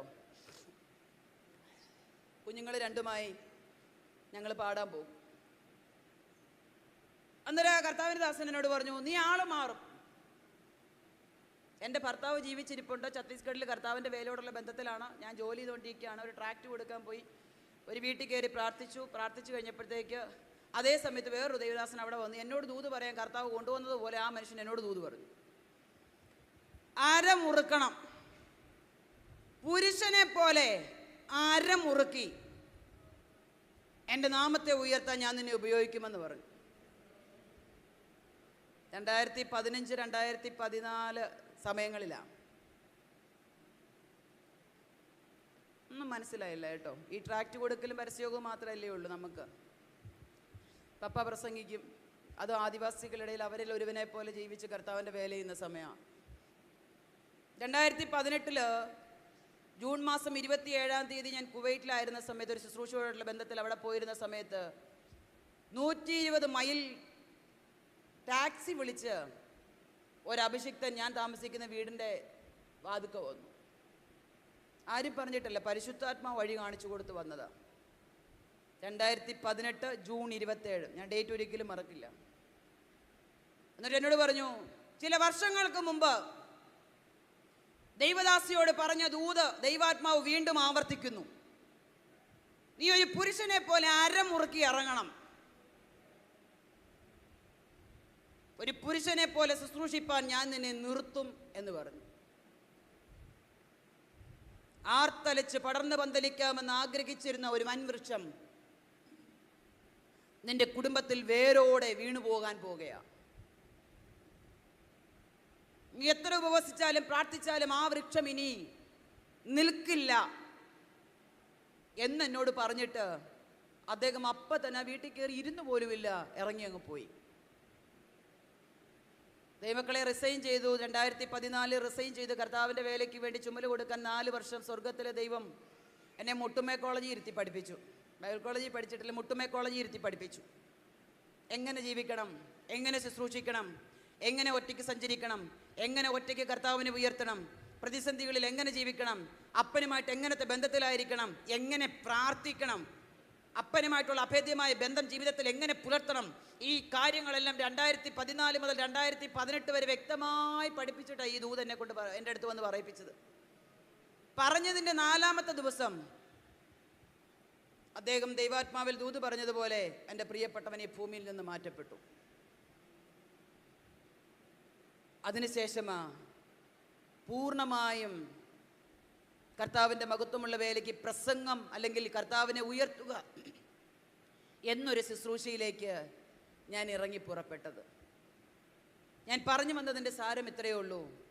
ദൈവത്തിനൊരു മനുഷ്യനെക്കുറിച്ച് പദ്ധതി ഉണ്ടെങ്കിൽ അവൻ്റെ രൂപം മാറും, അവൻ്റെ ഭാവം മാറും, അവൻ്റെ ശബ്ദം മാറും. ചിലർക്കൊന്നും ആരാധിക്കുന്നോ തുള്ളുന്നതോ കൈയടിക്കുന്നോ അന്യഭാഷ പറയുന്നൊന്നും പിടിക്കത്തില്ല. ഗ്ലോറി. ഇവിടെ അങ്ങനെ ഇല്ലാത്തതിനായി സ്തോത്രം. ആരും അല്ലല്ലേ പറഞ്ഞില്ലല്ലോ, ഞാനങ്ങ് പറയാം. ഞാനും കർത്താവിൻ്റെ ദാസനുമായി അങ്ങനെ ഒന്ന് സംസാരിച്ചായിരുന്നു, അതുകൊണ്ട് ഞാനങ്ങ് പറഞ്ഞ. കിട്ടുന്ന സമയം ദൈവത്തെ ശക്തിയോടെ ആരാധിച്ചോണം. കിട്ടുന്ന സമയം ശബ്ദം എത്രയും ഉയർത്താൻ പറ്റുമോ അത്രയും ഉയർത്തി ദൈവത്തെ മഹത്വപ്പെടുത്തിക്കോണം. ഷുഗറും പ്രഷറും കൊളസ്ട്രോളും എല്ലാം ഈ വാതിലിന് അപ്പുറത്ത് മാറ്റി വെച്ചിട്ട് വേണം ഇങ്ങോട്ട് കയറാൻ. ശക്തമായി ദൈവത്തെ ആരാധിക്കുന്ന ഒരു ദൈവ പൈതന്റെ കൺട്രോൾ പരിശുദ്ധാത്മാവിന് കൊടുത്തോണം. അങ്കിലെ ഭാവം മാറത്തുള്ളൂ. ഒരു എൻകൗണ്ടർ പ്രോപ്പർ ആണെങ്കിൽ നിന്റെ ഭാവം മാറിയിരിക്കും. ദൈവവുമായിട്ടൊരു എൻകൗണ്ടർ, ഒരു കൂടിക്കാഴ്ച പ്രോപ്പർ ആണെങ്കിൽ അവരുടെ ലൈഫ് ദൈവം മാറ്റിയിരിക്കും. അതാ ഞാൻ ആദ്യം പറഞ്ഞ അഭിനയ ഭക്തി ഒന്നും നമുക്ക് വേണ്ടാന്ന് പറഞ്ഞത്. കരഞ്ഞ് പ്രാർത്ഥിച്ച അപ്പം കേൾക്കത്തില്ലയോ? മിണ്ടണില്ലല്ലോ. ഞാൻ കരഞ്ഞ് പ്രാർത്ഥിച്ചാൽ എൻ്റെ അപ്പം കേൾക്കും. കാരണം കണ്ണുനീർ തൂകുമ്പോൾ ഇത്ര നല്ല അപ്പനായി കിട്ടിയതിന് ദൈവത്തെ മഹത്വപ്പെടുത്തും. വിളിച്ചാൽ ഉടനെ ഓടി അടുത്ത് വരുന്ന, കരയുമ്പോൾ കൂടെ കരയുന്ന, കഷ്ടതയിൽ കൂടെ നടക്കുന്ന, കാലിന് വയ്യാതെ വരുമ്പോൾ സ്വാധീനക്കുറവ് വരുമ്പോൾ നടക്കാൻ പറ്റാതെ വരുമ്പോൾ തോളിൽ വഹിക്കുന്ന ഇങ്ങനൊരു അപ്പനെ കിട്ടിയതിന് ദൈവത്തെ മഹത്വപ്പെടുത്തുക. നീ ഒറ്റയ്ക്കല്ലെന്നൊരു ചിന്ത, ഒരിക്കൽ പോലും നീ ഒറ്റയ്ക്കാണെന്നൊരു ചിന്ത നിന്റെ അകത്തളത്തിൽ വരാതെ വണ്ണം എപ്പോഴും കരം പിടിച്ച ഒരു മകൻ അപ്പൻ കൂടെ നടക്കുന്ന പോലെ നടക്കുന്ന അപ്പനെ കിട്ടിയതിൽ സന്തോഷിക്കുക. ഈ അപ്പനുമായ ഒരു കൂടിക്കാഴ്ച എൻ്റെ ജീവിതത്തിൽ വന്നതിന് ശേഷമാ എൻ്റെ മക്കളുടെ വിദ്യാഭ്യാസം പൂർത്തിയായത്, ശുശ്രൂഷയിൽ കർത്താവിനെ ഉപയോഗിക്കാൻ ആരംഭിച്ചത്. അയ്യോ, ഞങ്ങളുടെ മുട്ടുമണ്ണിൽ ലൈവ് പോയിക്കൊണ്ടിരിക്കുക, സ്വോത്രം പറയുന്നില്ല ഞാൻ, പലതും അങ്ങ് വിഴുങ്ങുക. മാറുമെന്ന് യഥാർത്ഥ എൻകൗണ്ടർ കർത്താവുമായിട്ടൊരു വ്യക്തിയുടെ ജീവിതത്തിൽ ഉണ്ടായാൽ അവൻ്റെ ഭാവം മാറും, അവൻ്റെ പൊസിഷൻ മാറും, അവൻ്റെ തലമുറകളുടെ സ്ഥിതിക്ക് ഭേദം വരും, അവൻ്റെ കുടുംബത്തിൻ്റെ സ്ഥിതിക്ക് ഭേദം വരും, അവൻ്റെ ആത്മീയ നിലവാരത്തിന് ഭേദം വരും, അവൻ്റെ പ്രാർത്ഥനയ്ക്ക് മാറ്റം വരും, അവൻ്റെ ദൈവവുമായിട്ടുള്ള ബന്ധത്തിന് മാറ്റം വരും, അവൻ്റെ പാട്ടിന് മാറ്റം വരും, അവൻ്റെ ആരാധനയ്ക്ക് മാറ്റം വരും. യഥാർത്ഥമായി ദൈവവുമായി ഒരു കൂടിക്കാഴ്ചയ്ക്ക് തയ്യാറായേ പറ്റൂ.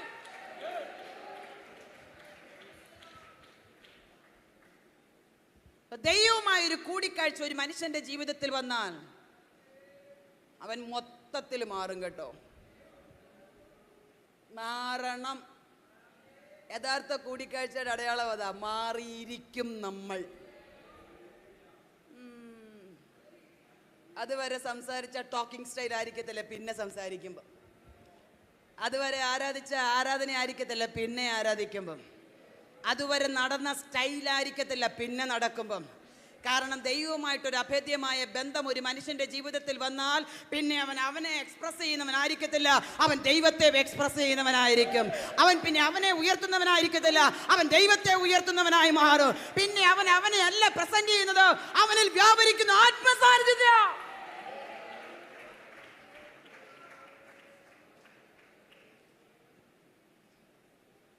പരസ്യോത്തിന് പ്രസംഗിക്കാൻ പോയപ്പോൾ ഒരു ദിവസം ഒരു ഓട്ടോക്കാരൻ എൻ്റെ അടുത്ത് വന്ന് എനിക്കിട്ടൊരു ചെറിയ തട്ടൊക്കെ തന്നിട്ട് എന്നോട് പറഞ്ഞു, നിങ്ങൾക്ക് നാണമില്ല? നാണമില്ല. പരസ്യമായിട്ട് ആരുടെ മുമ്പിലും പറയും യേശുവിനെ ഉയർത്തുന്നതിന് ഒരു നാണമില്ലെന്ന് പറയും. കാരണം എളിയവനെ പൊടിയിൽ നിന്നും ദരിദ്രനെ കുപ്പയിൽ നിന്നും ഉയർത്തുമെന്നുള്ള വചനം പോലെ എൻ്റെ ജീവിതത്തെ ഉയർത്തിക്കൊണ്ടുവന്ന ഒരുവനാ നസറേയനായ യേശു.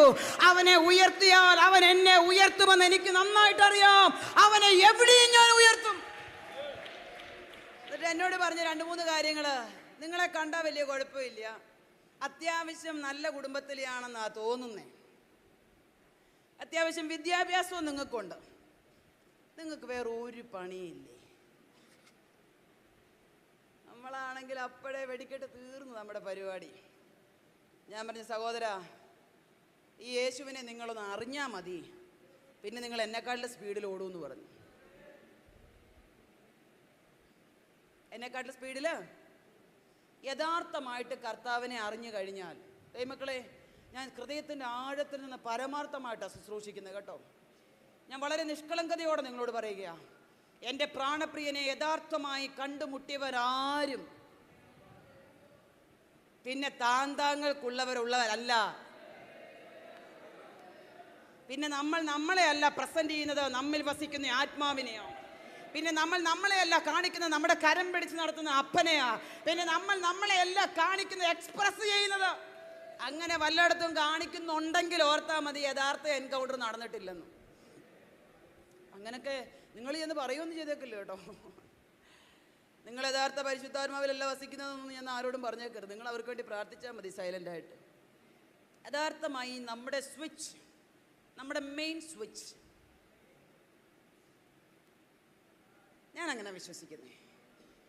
മോശയുടെ ജീവിതത്തിൽ അങ്ങനെ ആയിരുന്നു.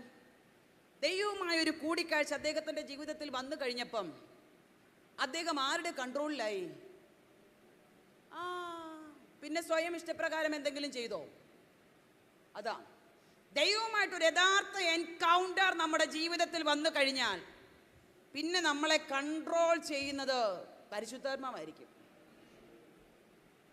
വചനം പറയുന്നു, ഞാൻ നിങ്ങളെ ഉപദേശിച്ച് നടക്കേണ്ടുന്ന വഴി അറിയത്തില്ലേ? വിശക്കുന്നുണ്ടോ? ഞാൻ നിങ്ങളെ ഉപദേശിച്ച് നടക്കേണ്ടുന്ന വഴി കാണിച്ചു തരും. ഞാൻ നിന്റെ മേൽ ദൃഷ്ടി വെച്ച് നിനക്ക് ആലോചന പറഞ്ഞു തരും. നിന്റെ കാൽ വഴുതുവാൻ അവൻ സമ്മതിക്കുകയില്ല.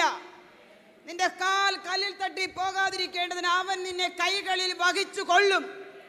ഞാൻ നിന്നെ ഒരു നാളും കൈവിടുകയില്ല, ഉപേക്ഷിക്കുകയില്ല. ലോകാവസാനത്തോളം എല്ലാ നാളും ഞാൻ നിങ്ങളോട് കൂടെ ഇരിക്കും. ഞാൻ പോയതുപോലെ സ്ഥലമൊരുക്കി നിങ്ങളെ ചേർപ്പാൻ മടങ്ങി വരും.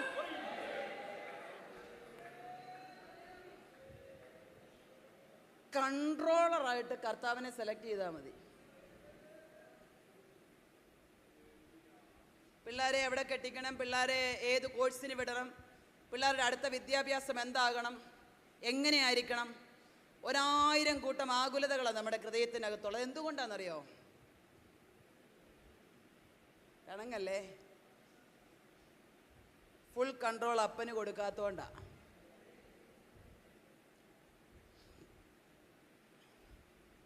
കൊടുക്കണമെന്നേ, ഫുൾ കൺട്രോൾ അപ്പന് കൊടുക്കണം. നമ്മുടെ കർത്താവിനാണ് നമ്മളെ കൺട്രോൾ ചെയ്യാൻ നമ്മളെ ഏൽപ്പിച്ചു കൊടുത്തിരിക്കുന്നതെങ്കിൽ മുട്ടുമ്മേലിരുന്ന് ജാഗരിച്ചാ മതി, ഈ എഴുതി വെച്ചത് മാറി സകലതും സ്വർഗം ചെയ്യും. പ്രാപിക്കുന്നത് കൊണ്ട് പറഞ്ഞതാ, പ്രാപിച്ചത് കൊണ്ട് പറയുന്നതാ, ഇനിയും പ്രാപിക്കാൻ പോകുന്നത് കൊണ്ട് പറഞ്ഞതാ. ഒരു കാര്യം പറയട്ടെ, ഞാൻ പറഞ്ഞാണ് നിങ്ങൾ ഹല്ലേലൂയ പറയുന്നതെങ്കിൽ എത്ര ശതമാനമാണ് പാസ്റ്റർ? എനിക്ക് 70 80% എനിക്കാണ് കർത്താവിൻ്റെ ദാസൻ പറഞ്ഞു. അതിൻ്റെ ബ്ലെസ്സിങ്സേ 20 ഉള്ളൂ നിങ്ങൾക്ക്. മനസ്സിലായില്ല? ഞാൻ ഹല്ലേലൂയ പറഞ്ഞാട്ടെ എന്ന് പറയുമ്പോഴാണ് നിങ്ങൾ ഹല്ലേലൂയ പറയുന്നതെങ്കിൽ പറഞ്ഞ് പറയിപ്പിക്കുന്ന ഓരോ ഹല്ലേലൂയയിലും 80% ബ്ലെസ്സിങ്സ് എനിക്കാണ്, ബാക്കി 20 നിങ്ങൾക്ക്. ഇത്രയും പേരുടെ 80% എനിക്ക് കിട്ടുന്നതിനെ കുറിച്ചൊന്ന് ആലോചിച്ച് നോക്കിയേ. ഞാൻ ഒത്തിരി അനുഗ്രഹിക്കപ്പെട്ട് പോകാതിരിക്കണമെങ്കിൽ തന്നെത്താനെ കർത്താവിനെ സ്തുതിച്ചോ. ഹല്ലേലൂയ. രണ്ടാമത്, ഒരു മനുഷ്യന്റെ ജീവിതത്തിൽ ദൈവമായ ഒരു അഭേദ്യമായ കൂടിക്കാഴ്ച നടന്നാൽ, ഞാൻ നേരത്തെ പറഞ്ഞത് വീണ്ടും ആവർത്തിക്കുന്നു, ഇൻഡക്ഷൻ പൊളിയും. ഒന്ന്, അവൻ്റെ സ്ഥിതിഗതികൾക്ക് മാറ്റം വരും, ഭാവം മാറും, കുടുംബത്തിൻ്റെ സ്ഥിതിക്ക് മാറ്റം വരും, അവൻ്റെ ചിന്താഗതികൾ മാറും, അവൻ്റെ നടപ്പ് മാറും, അവൻ്റെ പ്രവൃത്തി മാറും, അവൻ്റെ സ്പിരിച്വൽ കണ്ടീഷൻസിന് മാറ്റം വരും, ദൈവവുമായിട്ടുള്ള അഭേദ്യമായ ബന്ധത്തിന് മാറ്റം വരും. 2, അവൻ്റെ ഇൻഡക്ഷൻ മാറും. ഞാൻ നേരത്തെ പറഞ്ഞു, ഒരിക്കൽ കൂടെ ആവർത്തിക്കാം. മോശയുടെ ആഗ്രഹം അടുത്ത ഫറവോനാകുക എന്നുള്ളതായിരുന്നു. പക്ഷെ 7-ാം അധ്യായത്തിൻ്റെ 1-ാം വാക്യത്തിൽ യഹോവയായ ദൈവം മോശയോട് പറയും, ഞാൻ ഫറവോന് നിന്നെ ദൈവമാക്കിയിരിക്കുന്നു. ഓ, നിങ്ങൾക്ക് കത്തിയില്ല, മനസ്സിലായില്ല. മോശയുടെ ആഗ്രഹം അടുത്ത ഫറവോൻ, പക്ഷെ എന്റെ ദൈവത്തിന്റെ ആഗ്രഹം മോശ ഫറവോന്റെ ദൈവം.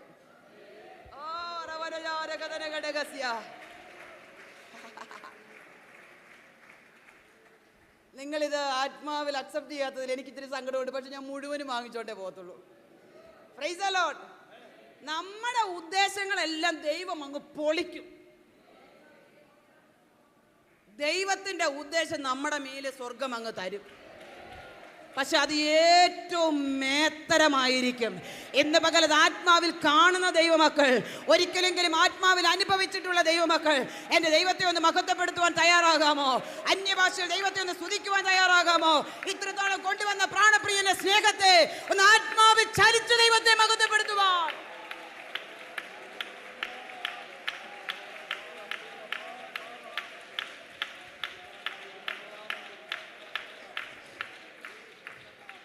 Price the Lord.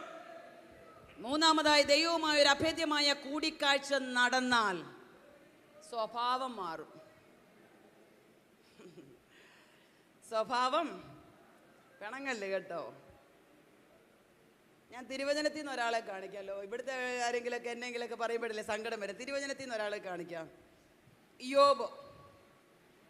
യോബിന്റെ പുസ്തകം 42-ാം അധ്യായത്തിന്റെ 5-6 വാക്യത്തിൽ എഴുതിയിരിക്കുന്നുണ്ട്, ഞാൻ ദൈവത്തെ ഇതുവരെ കേൾവിയോ ഉണ്ടായിരുന്നുള്ളൂ, ഇപ്പൊ ഞാൻ കണ്ണാൽ നിന്നെ കാണുന്നു. അതുകൊണ്ട് ആകയാൽ ഞാൻ എന്നെ തന്നെ വെറുത്തു, പൊടിയിലും ചാരത്തിലും കിടന്ന് അനുതപിക്കുന്നു. മതി മോനെ, താങ്ക് യു സോ മച്ച്. അതുവരെ കേൾവിയോ ഉള്ളായിരുന്നു. കേൾവി മാത്രം ഉണ്ടായിരുന്നപ്പോഴത്തേക്ക് എന്തൊക്കെ പരിപാടിയാ പറഞ്ഞ പുള്ളി തൻ്റെ ജന്മദിവസത്തെ ശപിക്കുന്നുണ്ട്. തൻ്റെ ജന്മദിവസത്തെ താൻ തന്നെ ശപിക്കുന്നുണ്ട്. അത് കഴിഞ്ഞ് താൻ പറയുന്നുണ്ട്, തനിക്ക് തന്നെ താൻ നീതിമാനായി തോന്നുന്നുണ്ട്. 32-ാം അധ്യായത്തിന്റെ 1-ാം വാക്യത്തിൽ നമുക്ക് കാണുവാൻ സാധിക്കുന്നുണ്ട്, യോബ് തനിക്ക് തന്നെ നീതിമാൻ എന്ന് പറഞ്ഞതുകൊണ്ട് അവൻ്റെ സ്നേഹിതന്മാർ മിണ്ടാതിരുന്നു. യോബാന്ന് ഓർക്കണേ, യഹോവ സാക്ഷ്യപ്പെടുത്തിയ മനുഷ്യനാന്ന് ഓർക്കണം. പക്ഷേ ദൈവവുമായൊരു കൂടിക്കാഴ്ച 42-ാം അധ്യായത്തിന്റെ പ്രാരംഭ ഭാഗത്ത് നടന്നപ്പം യോബ് പറയുക, ഇതുവരെ എനിക്ക് അവനെക്കുറിച്ചൊരു കേൾവി മാത്രമേ ഉണ്ടായിരുന്നുള്ളൂ, ഇപ്പം ഞാൻ കണ്ണാലെ കണ്ടു. ഇതുവരെ കേട്ടറിവേ ഉള്ളായിരുന്നു, ഇപ്പം ഞാൻ ഡയറക്റ്റ് കണ്ടു. കണ്ടു കഴിഞ്ഞപ്പോൾ സംഭവിച്ചത്, ഞാൻ എന്നെ തന്നെ വെറുത്തു. ഞാൻ നീതിമാനാണെന്നൊരു തോന്നൽ എനിക്കുണ്ടായിരുന്നു, അത് വെറും ചാബല്യമെന്ന് ഞാൻ കരുതി. ഞാൻ മഹാനാണെന്നൊരു ചിന്ത എൻ്റെ അകത്തളത്തിലുണ്ടായിരുന്നു, അത് ഞാൻ നഷ്ടപ്പെടുത്തി. എന്നെ തന്നെ വെറുത്ത്, ഞാൻ എന്നെ തന്നെ, എല്ലാവരുടെയും അകത്തളത്തിൽ വസിക്കുന്ന ഒരു ഞാനുണ്ട്, എല്ലാവരുടെയും അകത്തളത്തിൽ വസിക്കുന്ന ഒരു സ്വയമുണ്ട്. സ്വയം ഞാൻ ഞാൻ പ്രാർത്ഥിച്ചു, ഞാൻ 40 ദിവസം ഉപവസിച്ചു, ഞാൻ കരഞ്ഞപ്പോൾ, ഞാൻ കൈവച്ചപ്പോൾ. ഒന്നുമല്ല. ഈ ഞാൻ മരിക്കണമെങ്കിൽ യഥാർത്ഥമായി ദൈവമായ ഒരു കൂടിക്കാഴ്ച നടക്കണം.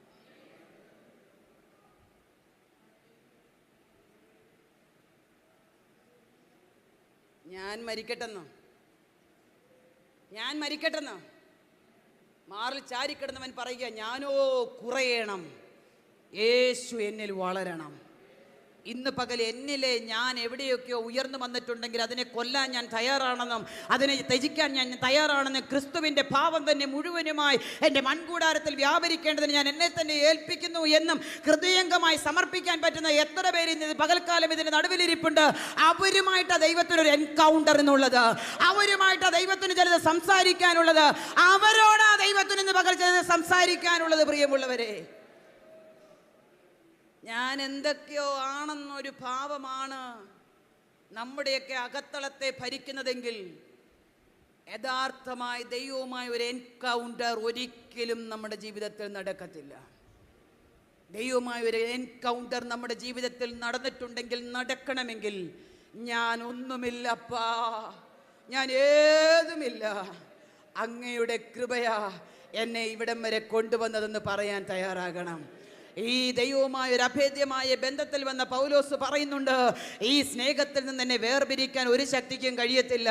യേശുക്രിസ്തുവിൻ്റെ പരിജ്ഞാനത്തിൻ്റെ ശ്രേഷ്ഠത എൻ്റെ അകത്തളത്തെ ഭരിക്കാൻ തുടങ്ങിയപ്പോൾ എനിക്ക് ലാഭമെന്ന് കരുതിയത് മുഴുവനും ഞാൻ ഛേദമെന്നെണ്ണി, എനിക്കുള്ളതെല്ലാം ഞാൻ ചപ്പെന്നും ചവറെന്നും എണ്ണി. കാരണം ഒന്നേ ഉള്ളൂ, എൻ്റെ അപ്പൻ മതി എനിക്ക്, ആ ശ്രേഷ്ഠത മതി എനിക്ക്, ആ കൂടിക്കാഴ്ച മതി എനിക്ക്, ആ സാന്നിധ്യത്തിന്റെ നിറവെനിക്ക് മതി.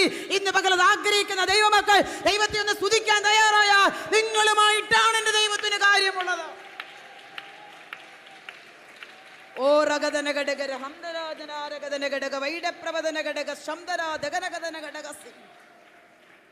യഥാർത്ഥമായി ദൈവവുമായിട്ടൊരു എൻകൗണ്ടർ നമ്മുടെ ജീവിതത്തിൽ നടന്നാൽ ഓരോ ദിവസവും നമുക്ക് നോക്കുവാൻ, കണ്ടുപിടിക്കാൻ കാണുന്ന നമ്മിലുള്ള ന്യൂനതകൾ. ഏറ്റവും വലിയ പ്രവാചക ഗണത്തിൽപ്പെട്ട യെശയ്യാവ് 1-ാം അധ്യായം മുതൽ 5-ാം അധ്യായം വരെ തൻ്റെ പ്രവചനാത്മാവിൽ താൻ പ്രവചിച്ചു പറഞ്ഞത് മുഴുവനും സകലത്തെയും കുറിച്ച് വിമർശിച്ചു പറഞ്ഞു. അയ്യോ കഷ്ടം, അവർക്കയ്യോ കഷ്ടം, ഇവർക്കയ്യോ കഷ്ടം. 6-ാം അധ്യായത്തിൽ എൻ്റെ ദൈവവുമായ ഒരു എൻകൗണ്ടർ അദ്ദേഹത്തിൻ്റെ ജീവിതത്തിൽ നടക്കുകയാണ്. ഒസിയാവ് മരിച്ച ആണ്ടിൽ കർത്താവ് ഉയർന്നും പൊങ്ങിയുമുള്ള സിംഹാസനത്തിൽ ഇരിക്കുന്നത് ഞാൻ കണ്ടു എന്ന് പറഞ്ഞ 6-ാം അധ്യായം തുടങ്ങുന്നത്. അതിൻ്റെ 1-2 വാക്യങ്ങൾ മുന്നോട്ട് ചെല്ലുമ്പോൾ ആ മനോഹാരിത, ആലയത്തിൻ്റെ മനോഹാരിത, ദൈവസാന്നിധ്യത്തിൻ്റെ നിറവ്, അത് ആലയത്തെ മുഴുവനും നിറഞ്ഞിരിക്കുന്നത് കണ്ടപ്പോൾ അദ്ദേഹം പറയുകയും, ഞാൻ ശുദ്ധിയില്ലാത്ത അധരങ്ങളുള്ള ഒരു മനുഷ്യൻ, ഞാൻ ശുദ്ധിയില്ലാത്ത ജനത്തിൻ്റെ നടുവിൽ വസിക്കുന്നു. ദൈവമക്കളെ, യഥാർത്ഥ എൻകൗണ്ടർ, യഥാർത്ഥമായി ദൈവവുമായി ഒരു കൂടിക്കാഴ്ച നമ്മുടെ അകത്തളത്തിൽ വ്യാപരിച്ചു കഴിഞ്ഞാൽ, നമ്മുടെ ജീവിതത്തിൽ വന്നു കഴിഞ്ഞാൽ ആദ്യം വെളിപ്പെട്ട് വരുന്നത് നമ്മുടെ ന്യൂനതകളാ, ക്രമീകരിക്കപ്പെടേണ്ട മേഖലകളാ. ഇന്ന് പകൽ ഏതെങ്കിലുമൊക്കെ ക്രമീകരിക്കപ്പെടേണ്ട മേഖലകൾ ദൈവത്തിൻ്റെ പരിശുദ്ധാത്മാവ് ഹൃദയത്തിനകത്ത് അടുത്തു വന്ന് നിന്നോട് സംസാരിക്കുന്നുണ്ടെങ്കിൽ അതിനുള്ള സമയമാ. ആ സമയം വിനിയോഗിച്ചാൽ ദൈവവുമായ ഒരു കൂടിക്കാഴ്ച നടന്നേ നിങ്ങൾ ഇന്ന് ഈ ആലയം വിട്ട് പോകുവാൻ ദൈവം ഇടയാക്കുകയുള്ളൂ. Price the Lord. ദിനം പ്രതി ശുദ്ധീകരണം പ്രാപിക്കണം, ദിനം പ്രതി നമ്മെ തന്നെ കഴുകണം. പരിഹസിക്കുന്നവർ പരിഹസിക്കട്ടെന്ന്, കരയുന്നവരെ നോക്കി എന്തെല്ലാം, അയ്യോ ഞങ്ങളുടെ ചർച്ച്, ഹല്ലേലൂയ, സ്തോത്രം. നന്നായിട്ട് ആരാധിക്കുന്നവരെയും നന്നായിട്ട് പ്രാർത്ഥിക്കുന്നവരെയും നന്നായിട്ട് ദൈവത്തെ സ്തുതിക്കുന്നവരെ നോക്കി ഒരുപാട് കാര്യങ്ങൾ ലോകം പറയും. കരയുന്നവരെ നോക്കി ലോകം പറയും. പറയുന്നവരിവിടെ പറയട്ടെന്ന്, നമുക്കിതൊന്നും കേട്ട് ഇവിടെ നിൽക്കാൻ നേരമില്ലെന്നോ, നമുക്ക് സമയം തീരാറായി. ഞാൻ പറയുന്നത്, എൻ്റെ വേല തകച്ച് എൻ്റെ പ്രാണപ്രിയന്റെ പൊന്നുമുഖത്തെ മുത്തുപോൽ ഞാൻ കൊതിയോടെ കാത്തിരിക്കുകയാ, വേഗത്തിൽ പോകാൻ സമയമായി. ഇതൊക്കെ നമ്മുടെ അകത്തളത്തിൽ നിന്ന് യേശുവുമായിട്ട്, എൻ്റെ അപ്പനുമായിട്ട് അഭേദ്യമായ കൂടിക്കാഴ്ച നമ്മുടെ ജീവിതത്തിൽ ദിനം പ്രതി നടക്കുന്നെങ്കിൽ നമ്മൾ ഇങ്ങനൊന്നും അല്ലെന്ന്.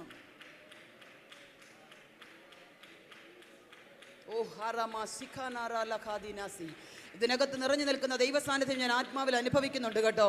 ആ മോശ പറഞ്ഞതുപോലെ സാന്നിധ്യത്തിന്റെ നിറവ് എൻ്റെ മൺകൂടാരത്തിൽ ഞാൻ അനുഭവിക്കുന്നുണ്ട്. നിങ്ങൾ എത്ര പേര് അനുഭവിക്കുന്നുണ്ടെന്ന് എനിക്കറിയില്ല. പക്ഷേ ഒരു കാര്യം നന്നായി ആത്മാവിൽ ഞാൻ കാണുന്നുണ്ട്. ദൈവം ഒരു എൻകൗണ്ടറിന് തയ്യാറായി ഈ ആലയത്തിനകത്ത് വന്നിട്ടുണ്ട്. ദൈവം ചിലരുമായി ഒരു കൂടിക്കാഴ്ചയ്ക്ക് തയ്യാറായി ഈ ആലയത്തിനകത്ത് വന്നിട്ടുണ്ട്. നാളിതുവരെ കണ്ണുനീരോടെയാണോ നീ കഴിഞ്ഞു പോയത്? നാളിതുവരെ ഏകാന്തതയുടെ അവസ്ഥയിൽ നിന്റെ ജീവിതത്തിൽ ഉണ്ടായിട്ടുണ്ടോ? തീയുടെ ശോധനയിൽ കൂടെ നീ കടന്നു പോകേണ്ടി വന്നിട്ടുണ്ടോ? എൻ്റെ പ്രാണപ്രിയൻ ഇന്ന് പകൽ ഇതിനകത്ത് കടന്നു വന്നിട്ടുണ്ട്.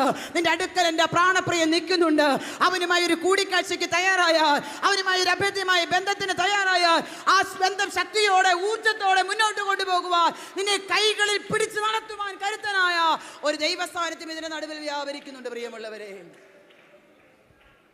ദൈവമായ ഒരു എൻകൗണ്ടർ നമ്മുടെ ജീവിതത്തിൽ നടന്നു കഴിയുമ്പോൾ നാം നമ്മെ തന്നെ ത്യജിക്കുന്നവരായി മാറും. Price the Lord, price the Lord. Encounter നടന്നാൽ നമ്മുടെ സ്ഥിതിക്ക് ദൈവമാറ്റം വരുത്തും. യഥാർത്ഥമായി ദൈവമായ ഒരു എൻകൗണ്ടർ നമ്മുടെ ജീവിതത്തിൽ നടന്നാൽ നമ്മുടെ ഇൻഡക്ഷനുകളെല്ലാം മാറി ദൈവിക പദ്ധതികൾ നമ്മുടെ ജീവിതത്തിൽ നടക്കുവാനിടയായി തീരും. അടുത്ത ദൈവവുമായി ഒരു അഭേദ്യമായ കൂടിക്കാഴ്ച നമ്മുടെ ജീവിതത്തിൽ യഥാർത്ഥമായി നടന്നാൽ സമസ്ത മേഖലകളിലും, എക്സ്പെഷ്യലി നമ്മുടെ സ്വഭാവത്തിൽ വരെ ഒരു മാറ്റം ഉണ്ടാകും. നിങ്ങളാരും മിണ്ടുന്നില്ലല്ലോ, നിങ്ങളാരും മിണ്ടുന്നില്ലല്ലോ. 3-ാം സ്വർഗത്തോളം എടുക്കപ്പെട്ട പൗലോസ് പറഞ്ഞു, ജീവിക്കുന്നു എങ്കിൽ ക്രിസ്തുവും, മരിക്കുന്നെങ്കിൽ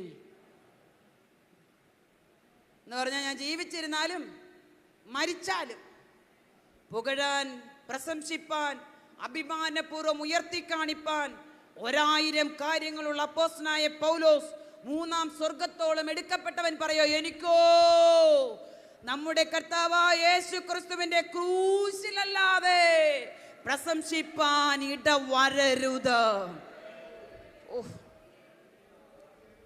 ദൈവമക്കളെ, ഇന്ന് പകൽ കർത്താവുമായ ഒരു കൂടിക്കാഴ്ചയ്ക്ക് നമ്മെ തന്നെ ഒന്ന് സമർപ്പിക്കാമോ? കർത്താവുമായ ഒരു കൂടിക്കാഴ്ച യഥാർത്ഥമായി നമ്മുടെ ജീവിതത്തിൽ നടന്നു കഴിഞ്ഞാൽ ഒരു പൈശാചിക മണ്ഡലത്തിന് നമ്മെ തോൽപ്പിക്കാൻ പറ്റത്തില്ല. ഒരു പൈശാചിക മണ്ഡലത്തിന് നമ്മെ തോൽപ്പിക്കാൻ പറ്റത്തില്ല. എൻ്റെ മുമ്പിൽ തന്നിരിക്കുന്ന സമയം തീരാൻ ഏതാനും മിനിറ്റുകൾ മാത്രമേ ബാക്കിയുള്ളൂ എങ്കിലും വേഗത്തിൽ ഞാൻ മുന്നോട്ട് പോയി ഒരു കാര്യം കൂടെ പറഞ്ഞ് പ്രാർത്ഥിക്കാൻ ആഗ്രഹിക്കുക. നമുക്കെല്ലാവർക്കും അറിയാം, ജനത്തെ ആരാധിക്കാൻ വിട്ടയക്കാൻ ഫറവോനോട് കൂടെ കൂടെ അപേക്ഷിക്കാൻ ചെന്ന യഹോവ പറഞ്ഞിട്ട് കൂടെ കൂടെ ചെന്ന മോശയെ നിസ്സാരന്മാരാക്കുവാൻ, ഭക്തന്മാരെ നിസ്സാരന്മാരാക്കുവാൻ അവർ കാണിച്ചതുപോലെ ഒരു അത്ഭുതം ഫറവോന്റെ മുമ്പാകെ ആ മന്ത്രവാദികളും വിദ്വാൻമാരും ചെയ്തു. എന്താണെന്നറിയാമോ? മോശയുടെ കയ്യിലിരുന്ന വടി താഴെയിട്ടപ്പോൾ സർപ്പമായതുപോലെ വിദ്വാൻമാരുടെയും മന്ത്രവാദികളുടെയും വടി താഴെ ഇടുവാനിടയായി തീർന്നു. മിസ്രൈമിന്റെ ചരിത്രം പഠിക്കുമ്പോൾ 1000-ലധികം വിദ്വാൻമാരും മന്ത്രവാദികളും നിറഞ്ഞു നിന്നിരുന്ന ഒരു ദേശമായിരുന്നു മിസ്രൈം. ആ മിസ്രൈമിൽ നിന്ന് ഇത്രയും വ്യക്തികൾ ഒന്ന് ഓർത്തു നോക്കിക്കേ. മോശയുടെ കയ്യിലിരുന്ന വടി താഴെ വീണു, സർപ്പമായി. ആടിനെ മേയിച്ചുകൊണ്ടിരുന്ന വടിയല്ലേ? നിങ്ങൾ മിണ്ടുന്നില്ലല്ലോ. ആടിനെ മേയിച്ചുകൊണ്ടിരുന്ന വടിയല്ലേ? ആ വടി താഴെയിടാൻ പറഞ്ഞു. താഴെയിട്ടപ്പോൾ സർപ്പമായി. ആ സർപ്പം അടങ്ങിക്കിടക്കത്തില്ലല്ലോ, അതിങ്ങനെ കറങ്ങി കറങ്ങി നിൽക്കുക. അപ്പോഴാ നിന്നെപ്പോലെ ഞങ്ങൾക്കും കാണിക്കാൻ കഴിയുമെന്ന് പറഞ്ഞ് വിദ്വാൻമാരും മന്ത്രവാദികളും 1000-കണക്കിന് വരുന്നവർ തങ്ങളുടെ വടിയും ഇതിൻ്റെ മുമ്പിൽ അങ്ങിട്ടു. മന്ത്രവാദികളുടെയും വിദ്വാൻമാരുടെയും വടിയിൽ അവരുടെ ശക്തി. വടികൊണ്ട് അവർ പലതിനെയും ആവാഹിക്കുന്നത്, വടികൊണ്ട് അവർ ദേശത്തെ ഭരിക്കുന്നത്, വടികൊണ്ട് പൈശാചിക മണ്ഡലത്തെ അവർ ആനയിക്കുന്നത്, വടികൊണ്ട് അവർ അവരുടെ മന്ത്രവാദം ചെയ്യുന്നത്. ആ വടിയും പ്രാഗൽഭ്യത്തോടെ അവർ തറയിലിട്ടു.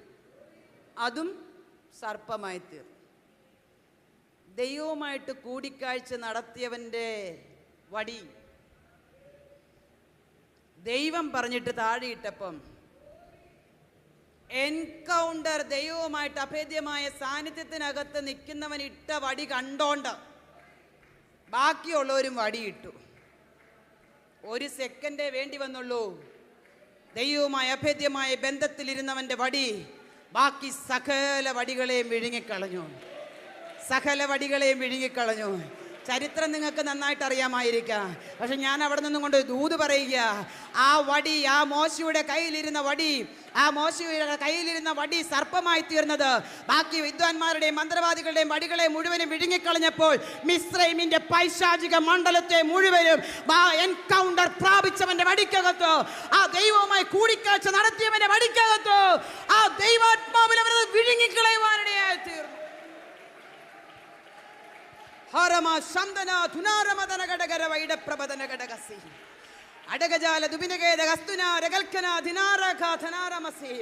എൻകൗണ്ടർ ദൈവവുമായിട്ട് അഭേദ്യമായ ബന്ധത്തിലെങ്കിൽ ഒരു ശക്തിക്കും നിന്നെ തോൽപ്പിക്കാൻ പറ്റത്തില്ല, ഒരു ശക്തിക്കും നിന്നെ ജയിക്കാൻ പറ്റത്തില്ല, ഒരു ശക്തിക്കും നിന്നെ കീഴ്പ്പെടുത്താൻ പറ്റത്തില്ല, ഒരു ശക്തി നിന്റെ കുടുംബത്തെ ലക്ഷ്യം വെക്കാൻ പറ്റത്തില്ല, ഒരു ശക്തിക്ക് നിന്റെ തലമുറകളെ തോൽപ്പിക്കാൻ പറ്റത്തില്ല, നിന്റെ നന്മയ്ക്ക് കേടുവരുത്താൻ പറ്റത്തില്ല.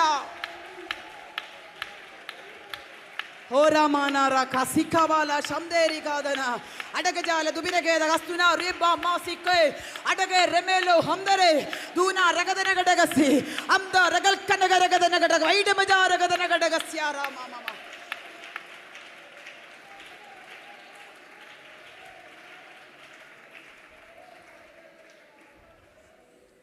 ദൈവമായിട്ടൊരു അഭേദ്യമായ കൂടിക്കാഴ്ച ഇന്ന് പകൽ ആഗ്രഹിക്കുന്ന ദൈവമക്കൾ ദൈവസന്നിധിയിൽ എഴുന്നേറ്റാട്ടെ.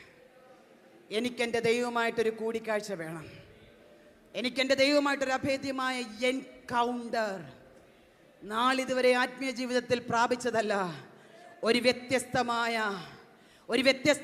കൂടിക്കാഴ്ച എൻ്റെ പ്രാണപ്രിയനുമായി എനിക്ക് വേണമെന്ന് ആഗ്രഹിക്കുന്ന ദൈവമക്കളെ, അപ്പ ഇതിനകത്ത് വന്നിട്ടുണ്ട് കേട്ടോ.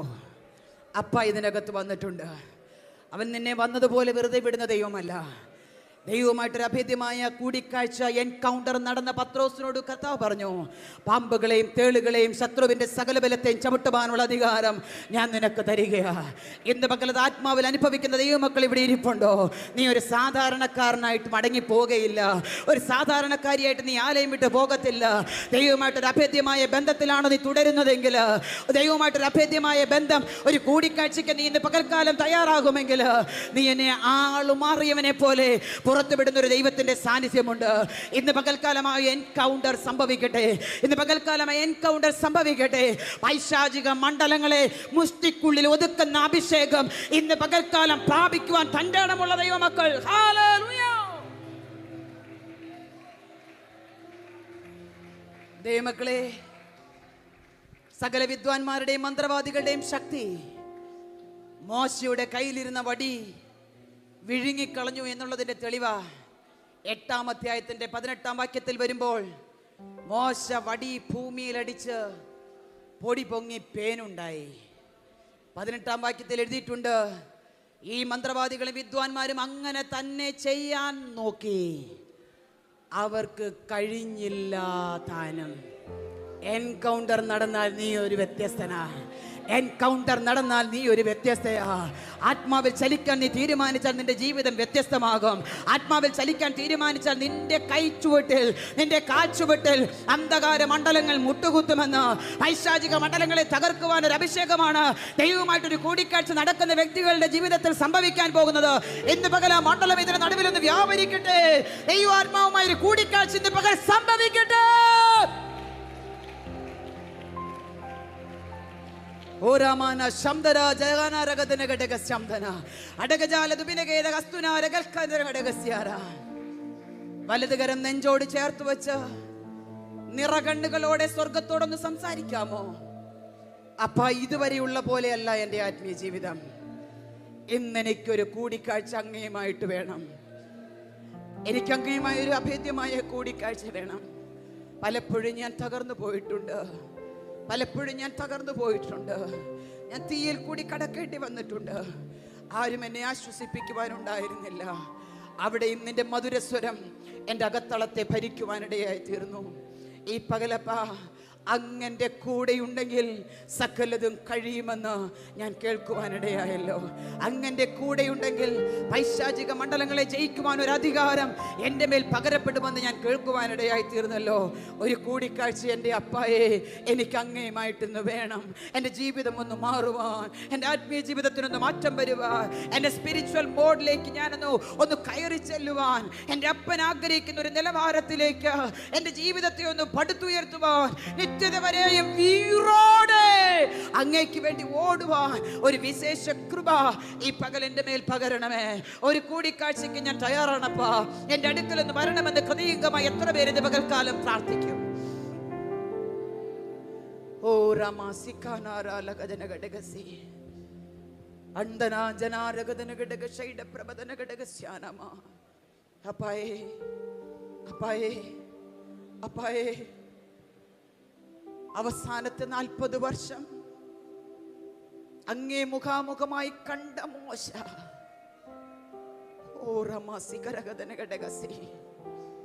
നിരവധി അത്ഭുതങ്ങൾക്ക് താൻ സാക്ഷിയായി തന്നിലൂടെ ചെയ്തെടുത്തു.